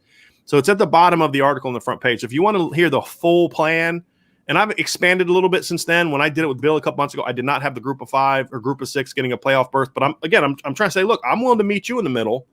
You got to meet me in the middle a little bit, although no one's listening. It's more theoretical. Because really what it boils down to, Vince, is when they come up with this dumb plan, and then the same ESPN people and all these other people that are complaining about, well, we're not filling up our stadiums anymore, and our advertising revenue for bowl games is gone, and all this other stuff is gone. Well, gee, we don't know why. We're so distraught. And the same media people are going to be writing stories about how bad that is for the game, and the same ones now talking about an expanded playoff. Right. It's like the transfer rule. There's no foresight whatsoever going on. And I want to just be able to say, I told you. Told you. Yeah, I hear you. All right, let's move on here a little bit. Here we go. Tommy says, apparently Notre Dame offered former Michigan coach Lloyd Carr's grandson. Yes. Yep. CJ, I think it's CJ Carr. He's a freshman at Saline High School. He's a rising sophomore. He's a 2024 quarterback. He's really good. Okay. Yeah, he's really good. Now, I'd be shocked if Lloyd Carr's grandson went to Notre Dame. But I think his grandfather is that family's not. But He's a really good quarterback. Again, for a freshman. I mean, he's got to develop and grow, but he's smart, got a real that's clean always release. a caveat. Ball jumps out pretty well. He's like 6'2", 6'3". He's good. He's not really an athlete, like a runner, but he's got good pocket mobility. He's a good player. Goes to Saline High School, I think, in Michigan. He's a good football player. JoJo says, hey, Coach D, and if Vince is on, have a great show like always. I'm at work, so I'll check out the video later on. I'm curious to hear about the safety position and how ND can recruit better. And then he kind of follows it up down here with how can they improve the talent moving forward. So it's basically the recruiting of the safety position, Brian. Well, I think the biggest thing is they got to have a better safety coach as a recruiter than what they had before. Now, this isn't a comment on Chris O'Leary. Jury's still out on Chris O'Leary is what you're saying. Right. This is more of a knock on Terry Joseph. And people say, well, he recruited Kyle Hamilton. No, he didn't. Notre Dame led for Kyle Hamilton when Mike Elko was still here. Yeah. I mean, I was writing stories about Kyle Hamilton in fall of 2018 when Mike Elko was still planning on coming back. Right. Mike Elko and Todd Light did the primary recruiting. All Terry Joseph did was don't screw it up. And then, of course, we saw what he did the next couple years, which was nothing. Right. And, they were able to recover a little bit this year with Kerry G and Justin Walters. But, Justin Walters, that was one Notre Dame was going to win. I mean, my wife could have recruited Justin Walters to Notre Dame. I mean,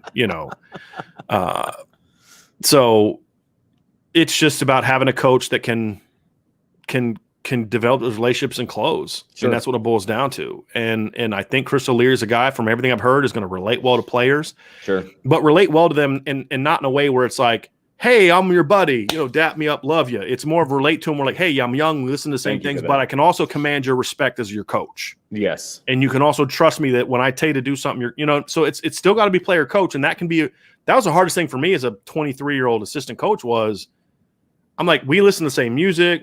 Right. Yeah. I mean, it's a really good point. And so it can be challenging. And from what I've heard, Chris O'Leary's pretty good with that. And I also think he's a dad now too, so I think that automatically kind of grows you up a little bit. Yeah, yes, it does. So that's going to be a key for him, but I think he's going to be good at it. The other part is they've got to capitalize on Kyle Hamilton's success. Yeah.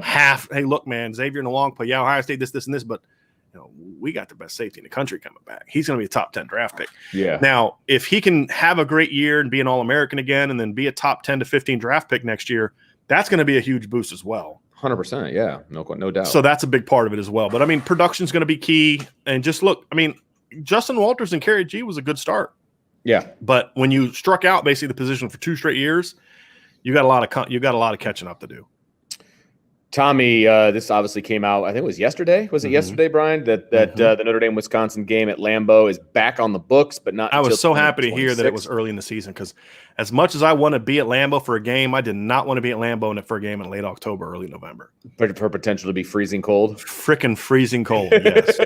Well, this is where having the schedule planned out so far in advance hurts. You know what I mean? Like, I felt like I was waiting a long time for the 2020 year to roll around, so we'd go to Lambeau, and now I got to wait another 6 years. So you better be nice to me for 5 more years. No, if right? You want to, I mean, do they realize what they've done to me? That's a long time. I got to be nice to you. I don't know if you're going to be able to pull it off, buddy. I'm sorry. I have my doubts. It's going to be tough. I have my doubts. Alan says, I'm watching today with my son. Thanks for making a family-friendly show, which, by the way, I just want to throw this out there. That was one of the things when we talked about doing stuff. That was one of the top things on our priority list. So thank you for noticing. I want my nephew and my nieces, if they want to listen to the show, to be able to listen to the show. And like, my kids are subscribed to our channel, and every once in a while they listen, and they don't know what they're listening to, but they listen. So, but anyway, Vince, any advice on brainwashing my kids into Notre Dame fans, including but not limited to game day experiences? Yeah, gear is number one. And the number two thing is, I never really pushed my kids. I would just sit and watch, and if they wanted to spend time with me. Yep. They're watching too. And that's kind of how that love occurred. And it's my brother-in-law is a Michigan fan, right? Now, once I finally forgave my sister for that betrayal, I got to realize he's actually a half decent guy. I kind of like Zach, but his son is a Notre Dame fan. Well done. Because from his early age, I bought him Notre Dame clothes. When he was like, he loves to read. He's only like 11 now. He's 12 now, but I bought him, he loves to read. He's a really smart kid. So when I was at BGI, got him a free subscription to our magazine. And he listens to our shows. He was asking because my mom and dad listen to the show. And so, which is ultimately the real reason why I have to behave myself. Because I'm 43. My mom will still call me up. Hey, you know what? You don't need to say that. That was not right. You need to watch your mouth. Yeah, right. But so he'll say, hey, do you think Uncle B would ever let me ask a question? I'm like, well, yeah, have him come on and ask a question. But the point is like that thing is there's that connection. Where his dad is a Michigan fan, but he's not a huge college football fan. He just will look at the score. Oh, Michigan won today. Yay. Yeah. Gotcha. So to me, I was able to kind of step into that void, and now all of his kids rock Notre Dame gear.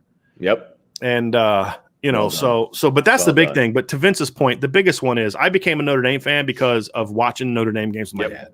Yep. That was it. And it's when I take my son to games and hey, man, you want to go watch a football or you want to go watch a basketball game or whatever the case may be, he goes and he gets sucked in. And that's just, that's just the best part about it. So anyway, Connor is jumping in. He goes, in 2021, who are the home run threats Notre Dame safeties should be most concerned with? So jumping the gun on the opponent previews. But Connor wants to know, who are the home run threats? Hey, he's jumping the gun. He's going to have to make me do some research. No, I'm just – well, one guy that I'm worried about early on is Michael Young from Cincinnati is going to be amped up for that game. He's going to be very amped up for that game. But, look, the best receiver Notre Dame might play this year, who's also a home run threat, is David Bell from Purdue. He is very good. He's getting a lot of first-round love. He's been a player at Purdue since his freshman year. He's a little banged up this past season. He is a very good player. Cincinnati, Virginia Tech Trey Turner from Virginia Tech's a big, tall kid. I've always liked Trey Turner. Their issue last year with him was they just didn't have a quarterback to get him a ball. Get him the ball, yeah. But he's a weapon. He made some play. He made a play or two, and didn't he have a really nice catch over Dante Vaughn or Troy Pride in 2019? Yeah. He had a deep catch in that game. He's a really good player. I like Trey Turner a lot. He's a kid from North Carolina, plays at Virginia Tech now. Again, I wouldn't call Drake London a home run threat, but he's a weapon. He's 6'3", 6'4", 215, real smooth. He's kind of like more of a Michael Pittman type of big play guy as opposed to a home run threat. A burner. Yeah. North Carolina's got – so Bo Corrales is going to be North Carolina's best receiver. He's a 6'3", 200-plus pound guy, but they had two freshmen last year that I'm really, really high on that could be big play guys. And just more of the traditional version of big play that Connor's talking about. One is Joshua Downs. He only had 7 catches for 119 yards last year. He's a burner. He's a shorter kid. He's a burner. He can be a big play guy. I think he's a guy that's he had 7 catches. 3 of them were for touchdowns. Yeah. You know what I mean? He had Will Fuller numbers basically as a freshman. Yeah. Yeah. And then they've got another kid named Khafre Brown. I think I'm saying that correctly. Last year, as a true freshman last year, had 15 catches for 337 yards, averaged 22.5 yards a catch. He's a big play weapon that I think is going to kind of be their replacement for De'Ami Brown. Is kind of how I see him playing. Again, they're both smaller guys, but they're really fast. So I think those guys are part of the weapons. And then after that, there's not a lot, to be honest with you. I mean, Navy doesn't have anybody. Virginia doesn't have anybody I'm afraid of. Georgia Tech's best receiver this past year is gone, Jalen Camp, and he's the guy that had a big play. He beat Nick McLeod vertically last year for a big play, but he was kind of a bigger guy. He's gone, and that's really their best player this year is going to be their quarterback and their running back. They're very dynamic athletes. They were both true freshmen last year, Jahmyr Gibbs and what's their quarterback's name? Jeff Sims. They're going to be very good. And then Stanford lost their best player this past year. I mean, look, Stanford's got a couple good receivers. Michael Wilson's a good player. I believe he's still there. Elijah Higgins is a big kid that I have my eye on. He's like 6'4", 230. He's a big kid I have my eye on. But again, to Connor's question, they're good players, but they're not home run guys. That's not their game. Fair enough. I'm skipping over all the comments about me and, people being mad at me for having technical difficulties. I did throw you under the bus really effectively, though. You really did. It's Fitz's fault. We'll be there in a minute. It's totally let's see here. Okay, here we go. So an actual safety comment. I hope I'm not the only one excited to see what Houston Griffith can do this year. You're not. You can put me solidly in that camp as well. I have a man crush there. I'm really excited about You have a lot of man crushes in the secondary. And the reason I say that is, and I'm not making a joke of you here, it's to your point is that's why I have a little bit more excitement, or I say excitement, optimism about how the defense is going to be this year, because there are guys that have the talent that if he does A, B, and C, they can be really good. Cam Hart could end up not playing well, right? But if he does, he could be really good. So it's not like. Whereas if DJ Brown said, and this, I feel bad because it feels like I'm taking a shot at DJ, and I'm not, because I think DJ's a great kid, hard worker, all that kind of stuff. But he's just limited athletically. So if he steps into the lineup, he's going to be solid and smart and all that. But in the games against the better opponents, he's going to have a hard time handling them. And so him stepping up is still going to be somewhat limited. Yeah. These other players like Cam Hart, like Tariq Bracy, like Houston Griffith, Kerry G, those guys have a little bit higher ceiling. So if they step up, you're getting a really good football player there. And so that's what I meant by, your crushes are accurate because these kids have a lot of potential. Yeah, no doubt. And that's where I have a little bit more excitement about what this secondary could be maybe than we should based on what's proven and known about the secondary. JoJo kind of asked, we kind of covered this, I think, but why hasn't Notre Dame recruited better at safety? Is it not putting them into the league or prior safety coaches? I think we covered that. It's a little bit of both. Well, I mean, look, in Mike Elko's 1 year at Notre Dame, he essentially recruited Houston Griffith in one class and then also had them in position to get Kyle Hamilton. If Mike Elko would have stayed 2 or 3 more years, because he was also the safeties coach. Yeah, I wouldn't be that was the other thing. We wouldn't be talking about this. I mean, that's what it boils down to. That's what it boils down to. And then he kind of follows it up. I'm hoping Houston has a big jump in play and maybe the light goes on finally. I'm hoping the same thing. Vince, can we go back to that last question real quick too? Because I think I don't want to just dismiss what JoJo said either, because the poor coaching has led to Notre Dame not putting a lot of safeties in the NFL, which then in turn has made it harder to recruit. So I do think sometimes it can just be, it's a position that you have a hard time recruiting geographically or whatever the case may be. I think safeties tend to be – I just see a lot of safeties around the country that because I think it's a thinking man's game. Sure. Like, to me, safety is quarterback on defense. Absolutely. You can't just be a great athlete and be a great safety. You got to be smart. And if you look at every single safety in the NFL, it's not just some instinctive guy. He's also a guy with an incredibly high football IQ. And I think a lot of those guys tend to be more like, Derek Allens and Houston Griffiths and Kyle Hamiltons that are – really smart. Minka Fitzpatrick is an example. Minka Fitzpatrick was a very smart young man. Myron Rolle played safety at Florida State. He graduated college in 2.5 years and became a Rhodes Scholar. He's now a doctor. That's right. Yeah. I just think safety you tend to find guys that are really students of the game are the best safeties. And so I think Notre Dame can recruit that position effectively. Now it's just about, now they got to overcome the mistakes of the past and start producing some NFL guys. That's the key.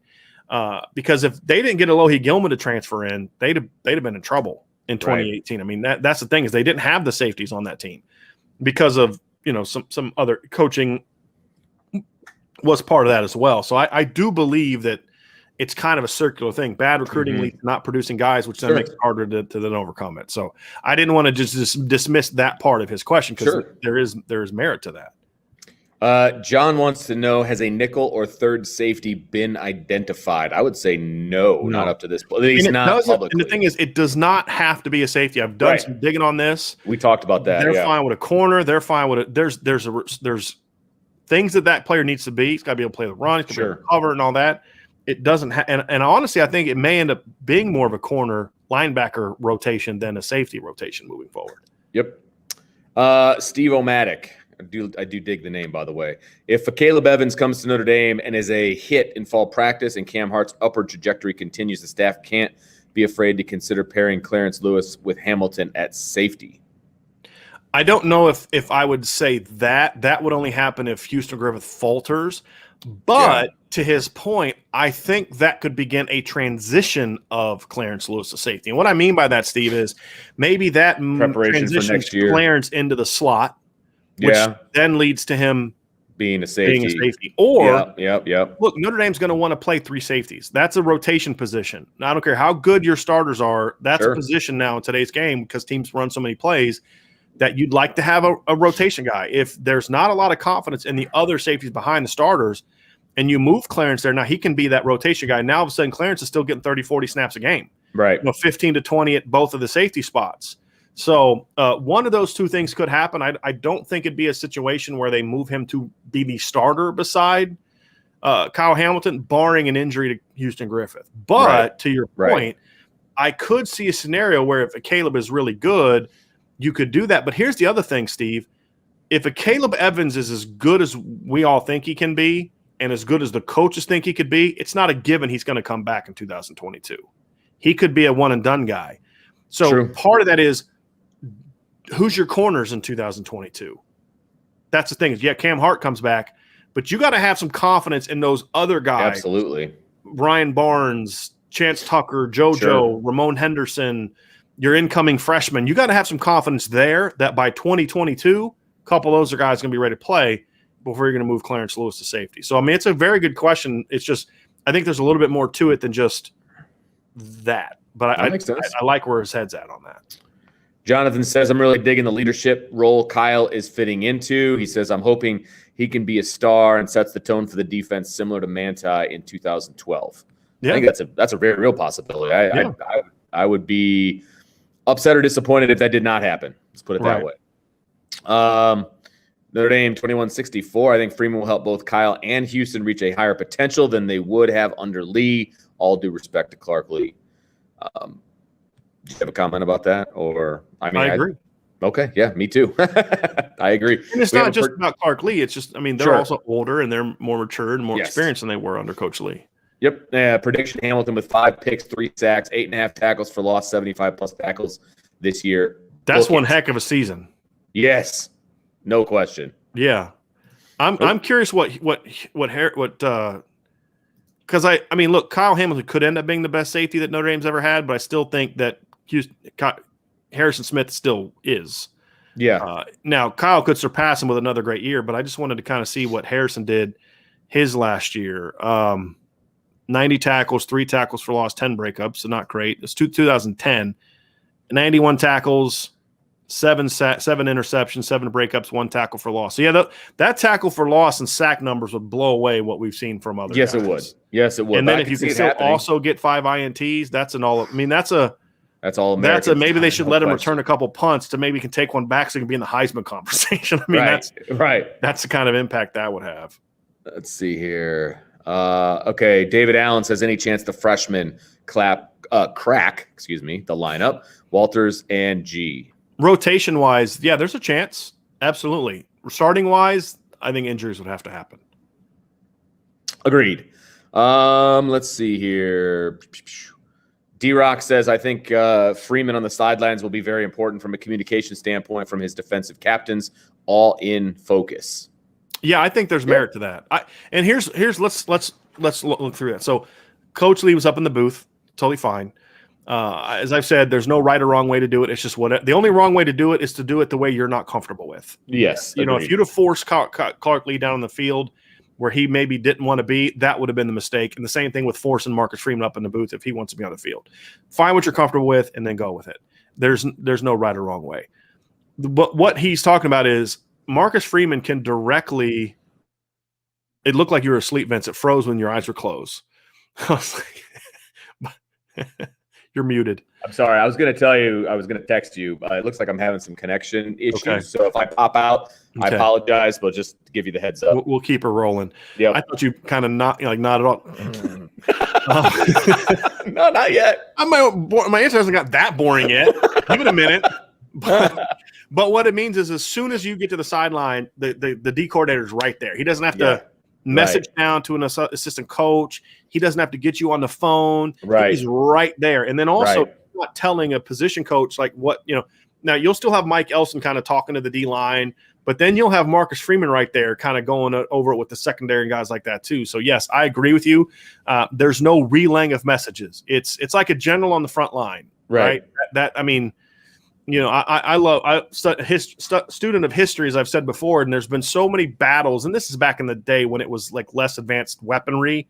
This is back when they still had horses and stuff. And how many times a general riding or a king riding onto the battlefield, and that sort of rallied the troops to then, and it's the same thing when your general's right there in the fight with you.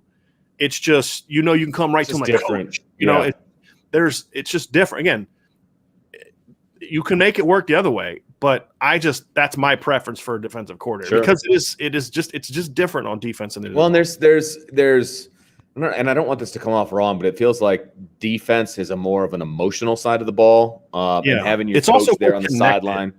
Yeah, I agree. But offensively, you've got your linemen are down here talking to the O-line coach. Your skill players over here. Defense, it's more of like, hey, let's get everybody together. Yeah. The only time you get the whole offense together is when you're going to rip them or try to or motivate them. True. But I just think that even though offensively everything ties in together, it just when it comes to adjustments, like the adjustments you're making for an offensive lineman have nothing to do with what your receivers are doing. Right. Yes. The coverages tie in more to what's going on up front than what you see on the counterparts of offense. Yep.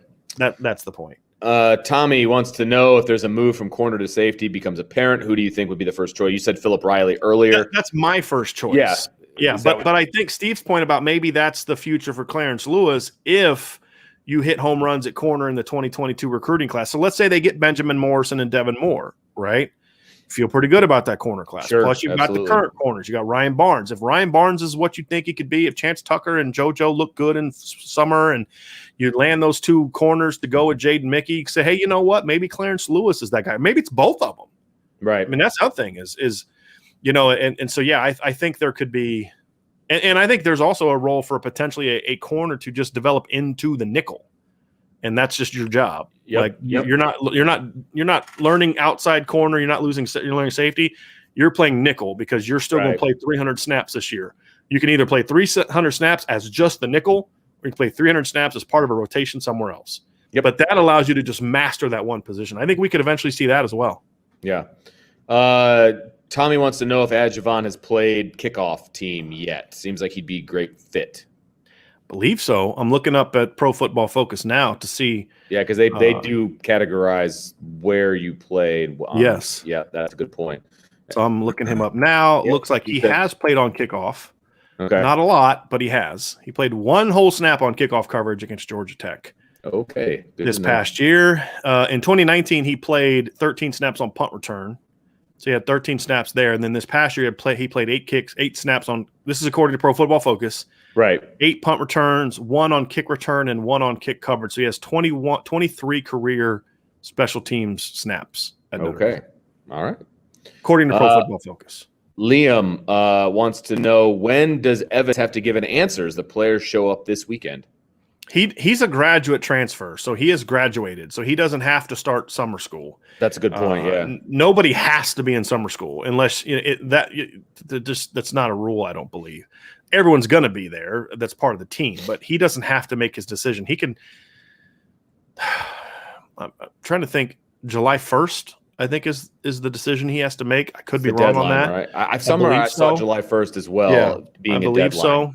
But he doesn't have to make a decision. Now, it'd be good for him to make a decision sooner so you start working out his teammates. And I feel really good about where Notre Dame is at right now. I've said for a while, I think Texas and Missouri are going to be the main competition. But Notre Dame look, the reason I've always said is that if he makes a decision to go somewhere else, you can't fault Notre Dame for it, is because they've put forth a great proposal. They've scheme-wise, some other advantages to being at Notre Dame that we won't get into that are legitimate. I mean, we don't need to get into the whole thing right now. They've put a great presentation for him. And I think if he makes a bigger decision than just comfort, he's going to pick Notre Dame. You just can't control. You can't gauge that. You can't gauge, is he going to be more comfortable somewhere? But ultimately, at the end of the day, I like where Notre Dame is at. He just has to decide, do I want to go somewhere where I'm comfortable, where maybe I already know the coach, like Missouri, or it's close to home, like Texas. Right. That's going to be the key. But I think Notre Dame has done everything possible to make him realize that's the best place for you. We got a couple Isaiah Pryor comments / questions. Jiraiya, sorry, I apologize. The GOAT Sage wants to know, will Isaiah Pryor start? And then we've got a comment from KC that says Pryor might not start, but he will be heavily utilized. Well, first of all, possibly. Isaiah Pryor is playing Rover. And so we talked about Rover when we talked about linebackers. I don't see him starting, and I think you probably agree with me on that. It's Jack Kaiser's job to lose. I mean, Jack Kaiser was ahead of him throughout the spring, and correct. Isaiah Pryor already played Rover, and Jack Kaiser didn't. Right. So Jack Kaiser's a better football player now. I think Isaiah Pryor's – I'm going to try to say this. His reputation isn't to the level of his ability or Fair enough. production. I think Isaiah Pryor is a good football player. If he's a lot like the DJ Brown of Rover. If you can use Isaiah to be a downhill weapon, I think he has a role on his football team. Yeah. He's just very limited when he's got to turn and flip his hips and run. And that's why he didn't stick at safety at Ohio State. It's why he is limited as a rover. Jack Kaiser's their best rover. I'm curious to see how Paul Mawala fits into that mix and Prince Colley. Yeah, me too. But, again, he is a rover. He is the backup. He was the backup last year. He'll be the backup to Jack Kaiser this year at best, but he's going to have to hold off. He's got more. It's more likely that he gets passed up by Paul Mawala than he beats out Jack Kaiser, I agree. barring injury. I agree. If Paul Mawala comes back 100% healthy, that's a pretty good 1-2 punch at rover, to be honest. Because he's a more diverse player. Yes. Whereas correct. Isaiah is sort of a run pass he's rush pigeonholed to what he can do. College basketball. Nobody cares about the regular season college basketball because of the expanded college, because of March Madness. It doesn't matter anymore. And I don't want March Madness in college football because it's a completely different thing. You're not going to have a 12 seed get hot at the end of the season and win a playoff because this is so much more of a physically oriented game. Right. You can be the most skilled team in the country and you're still going to get smacked. Okay, so Navy's the equivalent of like the old Princeton team. Remember the one that almost beat Georgetown or some of those other teams. And I don't care how skilled you are in football. If in basketball, a team like Loyola Chicago can make a run, that's not happening in football. Well, it's just not happening. In basketball, and we've talked about this too, it takes one guy to make a huge difference in a basketball game. Football's just not that way. And you're also seeing a lot of these upsets nowadays in an era where these teams like Duke and Kentucky are now dominated by first and second year players. Right. And that's not the case in football. It's just not. You're not going to have freshman and sophomore oriented teams across the board. Now, Clemson had some younger players in 2018 at skill on offense, but their defense was very experienced. Their offensive line was very experienced. It's a different animal. We can't compare. It's like somebody earlier today on Twitter was comparing it to baseball, professional baseball. It's a completely different animal. Completely different animal. Right. And it should never be compared to professional sports. It just shouldn't. And to me, college football has the best regular season in sports. There's no doubt about that. Why do we want to ruin that? Right? There's a way to make the postseason more exciting, to make more teams relevant in the postseason without just expanding to a 12 to 16 playoff, which makes everything else before that virtually irrelevant. All right. Shannon. And let me say something. It also makes it better for a team like Alabama or Clemson. Because if Alabama has an injury like they had in 2019 where Tua got hurt and they got knocked out because Mac Jones didn't play well in that first start. If you give Mac Jones a month to prepare, Alabama's winning the title again in 2019. Or at least they're making it to the title game against LSU. Because they're going to get a bye and they're going to get, Right. Absolutely. It doesn't bring more parity. It makes it inferiority. And then those top teams are going to be playing who? Coastal Carolina in the first round. You don't even have that's a practice game. That's Utah. Come on. That's the game that we make fun of Alabama playing in the regular season. Now they're playing it in the playoffs. You know what I mean? Yeah. Shannon is apparently in our production meetings because she says, guys, since the 88 championship, can you give us a top 3 or 5 safe? I apologize. He says, guys, since the 88 championship, can you give us your top 3 or 5 safeties in that time frame? No, we're not gonna. Yeah, because there's a reason for it. We are planning on doing some other things later on. We can go ahead and preview it now, Vince, because it's going to start next week. Go ahead. Okay, cool. So what we're thinking about doing and what we're going to do is we are going to put together kind of a round table, and we are going to be a weekly show. Yeah, we're going to toss around some topics. Best safeties in the Brian Kelly era, and we're going to go around the table. It's not going to just be Brian and I. We're going to have some special guests, and we're going to let them have their say in who that's going to be. And we're going to do that for positions. We're going to do that for teams. We're going to do just kind of whatever topic. Yeah, like we'll do like individual offensive linemen, but then we'll also talk about who are the best lines. Yes. So like we may do that one show, part of 2. Who are the 5 best quarterbacks? And we may do with some of the positions where it's only been like one guy, or maybe the talent hasn't always been there, or maybe there's like 2 that are like with safety, it's obvious. It's Harrison and Smith and Kyle Hamilton. Maybe we might go back to the 90s. Maybe we might bring on a guest who was around back then and might have an opinion about those things. So it's going to be a lot of fun, Shannon, and it's gonna be a lot of fun. I'm looking forward to doing it. And Vince and I've been planning it out. We've already got Sean Davis, who co-hosted a mailbag with us recently. He's going to be a part of a lot of those. We got some other people we want to reach out to just bring some different voices. So it's not just me and Vince giving our thoughts and opinions. Plus Vince usually agrees with me anyway. So, we'll get some, I know where my bread's buttered. You say that people are gonna believe that, but I think it's gonna be a lot of fun, Shannon. So we're not gonna give you that answer today, but you will get that answer for us. It is coming. Omar is commenting on the son/children getting involved with Notre Dame. He said, "I've had my son watching Notre Dame games the same month he was born. We haven't missed a game in 6 years. He's hooked." Love it. That's called good parenting. Absolutely. My excuse me. My son was born on March 15th, and I can guarantee you what we were doing in the hospital room is we watched Notre Dame in March Madness. We watched that. Now they lost the first round game, but we watched it together. That was like the first thing we did as father and son. I truly, and like I'm making a joke like it's good parenting. You're turning your kid into a Notre Dame fan, but look, I'm 43 years old. I still have so many fond memories of things we did with my dad. Even like the first college football game I ever went to was like in the 5th grade, and we went to an Ohio State game. Ohio State against Wisconsin, because my 5th grade basketball coach's head coach was a dentist who had season tickets to Ohio State, because sadly most people I knew back then were Ohio State fans, and he offered me and my dad tickets because he knew I loved college football. But to me, I loved it. I loved it. I mean, it was such a fun experience. But I'm 43 years old. I was in the 5th grade when that happened. I remember everything about that game. I remember having hot cocoa on the way there. I remember seeing there was like a million RVs. My dad still remembers a guy walking around that had it looked like in Columbus, Ohio, wearing a Michigan, like having a Michigan flag. And he said that guy's brave. Pretty brave. But then there was some kind of thing, like there was something underneath it about like sucks or something. I mean, it was like something like that, Yeah, of course. But I'll never forget that. My dad never's forgetting that. And so those are father-son experiences. And I believe those are so important. I mean, again, I'm not saying that as a parent because I was never a parent, but as a son, those memories I'll never forget those. So yes, it's also good that he's becoming a Notre Dame fan, but that's why I say it's good parenting. Bottom line. Yes. Liam wants to know, have you seen film on Osbury yet? Yes. Austin Osbury is a kid from Southern Lab in New Orleans that was recently offered by Notre Dame. He is about 6'1", 200-pound kid. He plays corner in high school, corner receiver.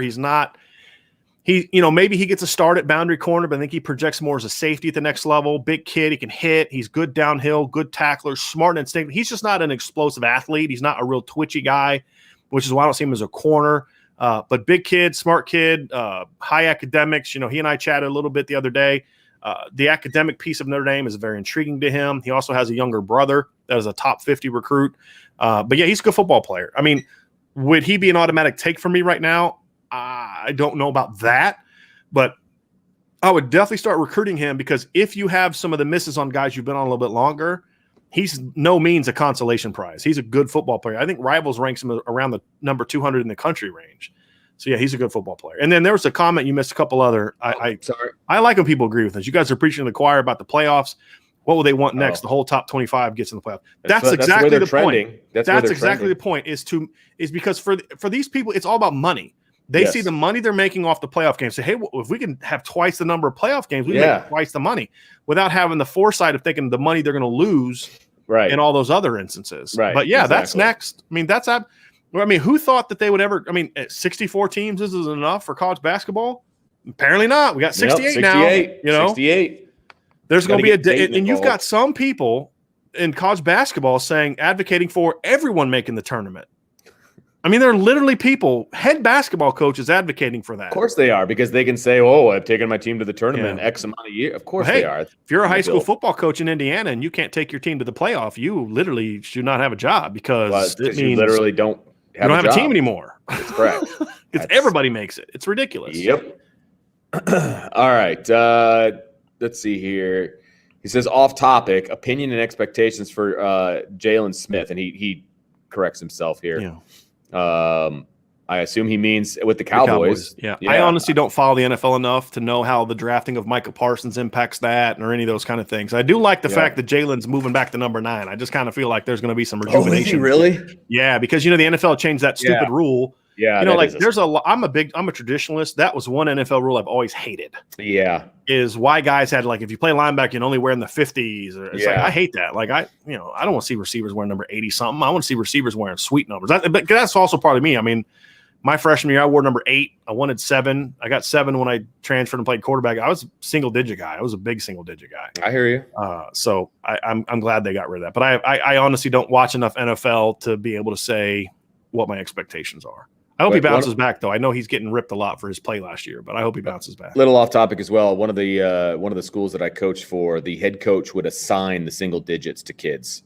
He was like 10 best players, you get the single digits, period. Mm-hmm. That's what it is. And so it was like an honor to get a single digit at that high school, which I thought was really cool. Didn't Temple, was it Temple that did that with Matt Rule? Yeah, they do something like that? Yeah. Yep, they sure did. Yep. I like stuff like that. I do. I dig it. I'm a numbers guy. So I really did dig that. And guys would fight for those numbers. Mm-hmm. You know what I mean? So I thought it was cool. Yeah. Chief Brody says, Hamilton, dark horse, Heisman, ? If he has a stat line like we just saw. No. Then no. No. No, because he should be. Now, there's a conversation of whether he should be or whether he will. Should he be? Yes. Will he be? No. They just they just don't consider defensive players very rarely. And think about the absurd numbers that Manti Te'o had to put up to be a Heisman runner-up. I mean, he put up absurd numbers in 2012. Right. He had 100+ tackles and 7 interceptions. And I mean, could he be? Maybe. I don't see it because it's a quarterback, running back, receiver award to a top 5 team. That's essentially what it's turned into. I get that. Let's see here. Senor Inigo Montoya. Thank you. Thank you. Yeah, you're the man. I'm always a week late to the party. Best player I ever played with is Demetrius DeBose. Ooh, that's a good one. Freaky athlete. Best against Todd Hollinsworth. Later earned National League Rookie of the Year for the Dodgers. Remember Todd Hollinsworth? That's played for the Reds for a hot second. Yeah, Demetrius DeBose. May he rest in peace. But he was one of my favorite Notre Dame linebackers. Yeah, no doubt. Jay says Tom Loy said he can see cornerbacks Morrison and Moore being the next commits. I don't know why you said Tom Loy said that because Brian Driscoll's been writing about them being on his hot boards for a while now about how he sees them as being, potentially on the hot part of the hot board. So I think Florida and Alabama have given me pause with Devin Moore because they're trying to really fight hard to prolong his recruitment into the fall. But I still feel good about where Notre Dame is with both of them. Absolutely. That's not a shot at Tom Lloyd. Tom's my guy. No, I'm just kind of cracking a joke about how, who else has been saying that for a few weeks? All right. This guy. That's Ronald says he's in his recliner. I'm the bug, not the windshield today. Ran in to get my pewter to hit the like button. Thank you, Lord, for the 90-inch smart TVs. I can moan and still watch the pod. You have our ugly mugs on a 90-inch smart TV. I apologize. I should back up a little bit. Yeah, for Ronald's benefit. I apologize all day long. D-Rock. He says, hey, hold on now. I gotta make a little comment. See, so what Ronald is doing is rule number 76. No excuses, play like a champion. I mean, that's what he's doing. And respect, Wedding Crashers, my man. Respect. Rule number 76, no excuses, play like a champion. That's what Ronald is doing today. Hey, look, can't get the computer? Smart TV, no excuses, play like a champion. I love it. I love it, Ronald. That's great. D-Rock says, hit the like, the share, subscribe, reminder buttons. Absolutely. We always love D-Rock with that one because he's always bringing it up. Only 24 likes with 98 watching. Hit the like button. It is a little slow to add those. Those kind of they don't automatically show up. But yes, he is correct. Hit the like button. Let's see here. It helps us grow. That's the reason. Yeah, absolutely. Yeah, no doubt about it. Brandon says, just got off work and finally able to join. How important is it to land an elite safety like Nwankpa? Thank you. This class with Hamilton likely leaving for the league. Can Notre Dame afford to not get one until 23? Look, I don't think you need an elite safety to have a great defense. It helps. Sure. But I think if you have two really good players, you can win there. I mean, again, because I do think it's such a thinking's man position, and I think that's what makes Kyle Hamilton such a unicorn. Like, look, when Kyle Hamilton leaves, Notre Dame won't have a player like Kyle Hamilton anymore. But you know who else won't have a player like Kyle Hamilton anymore? Everyone else. Anybody, yeah. There'll be one team and it'll be in the NFL. Yeah. So do they need – I mean, is it important to get top-end players? Yes. Yeah. It's important for them to be able to land a Xavier Nwankpa because it widens the margin for error at other places. Sure. But I don't think not getting him means that they're going to all of a sudden not have good safety play. I mean, if they get a Sherrod Colville and if they get guys like Jake Pope, and I like Colville a little bit more. KJ Winston's a good football player, but Colville to me especially, if your consolation prize for not getting Xavier is Sherrod Colville, that's not a consolation prize. That's a win. Okay.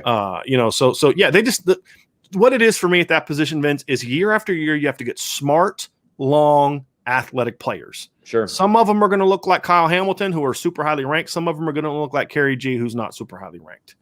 Right? It's about getting a type long, athletic, and smart. Sure. And that's the key. Joseph wants to know which early game in the season could tell us whether the safety position is going to be good or a problem. I think we're going to know pretty quickly. I think Florida State could potentially, push the safeties. I think they're going to go after it a little bit. They've got athletes. You mentioned the kid at Purdue that is a kid that can stretch the field. Toledo's not going to do anything for the safety position, I don't think. They're pretty good, but they're pretty good for a MAC team. I mean, right.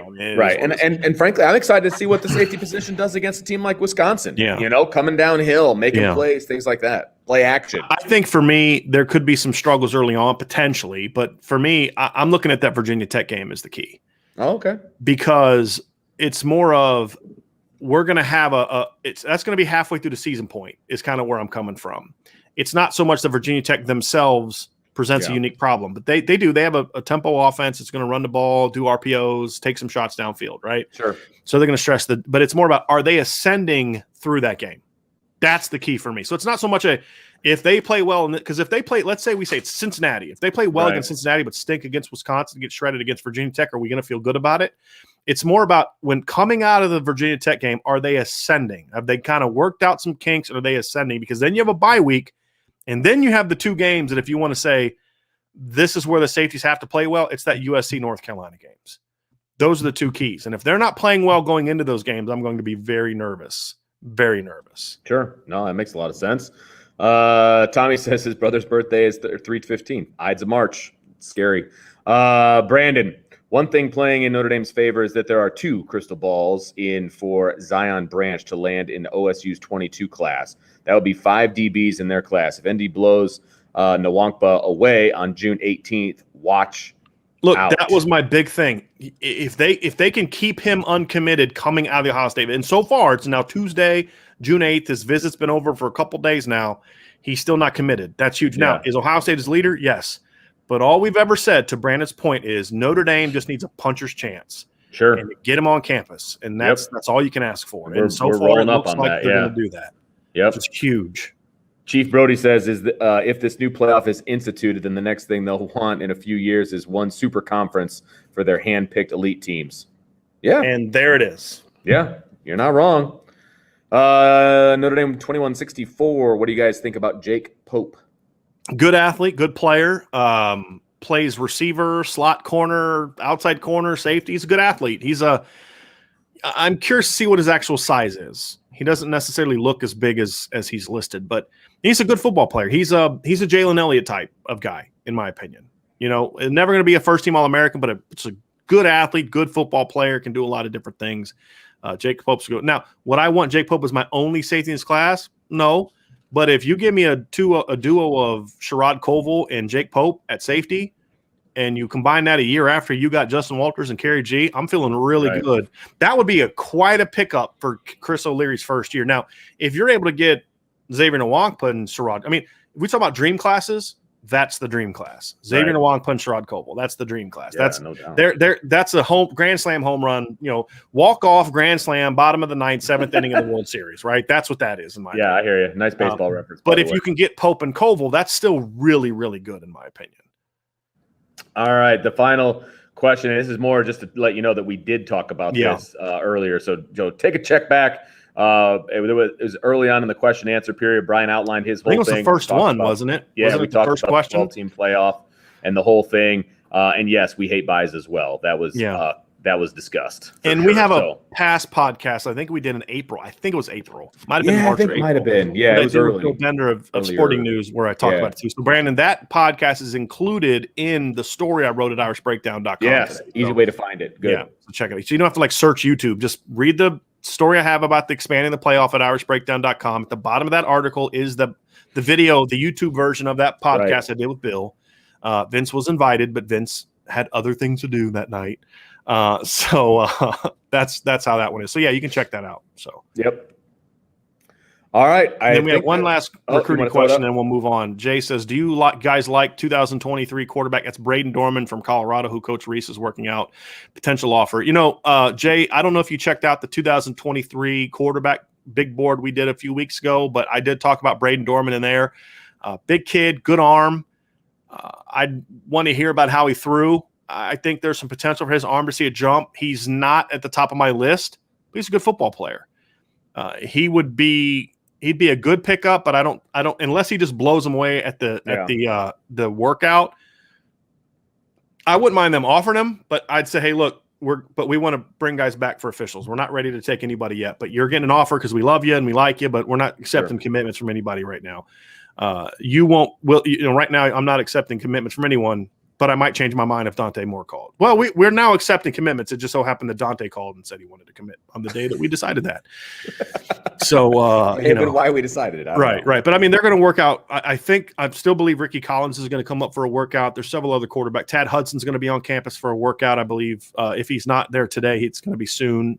So there's going to be other quarterbacks. It's a great quarterback class. There's no need to rush. Pick the right guy that fits your system.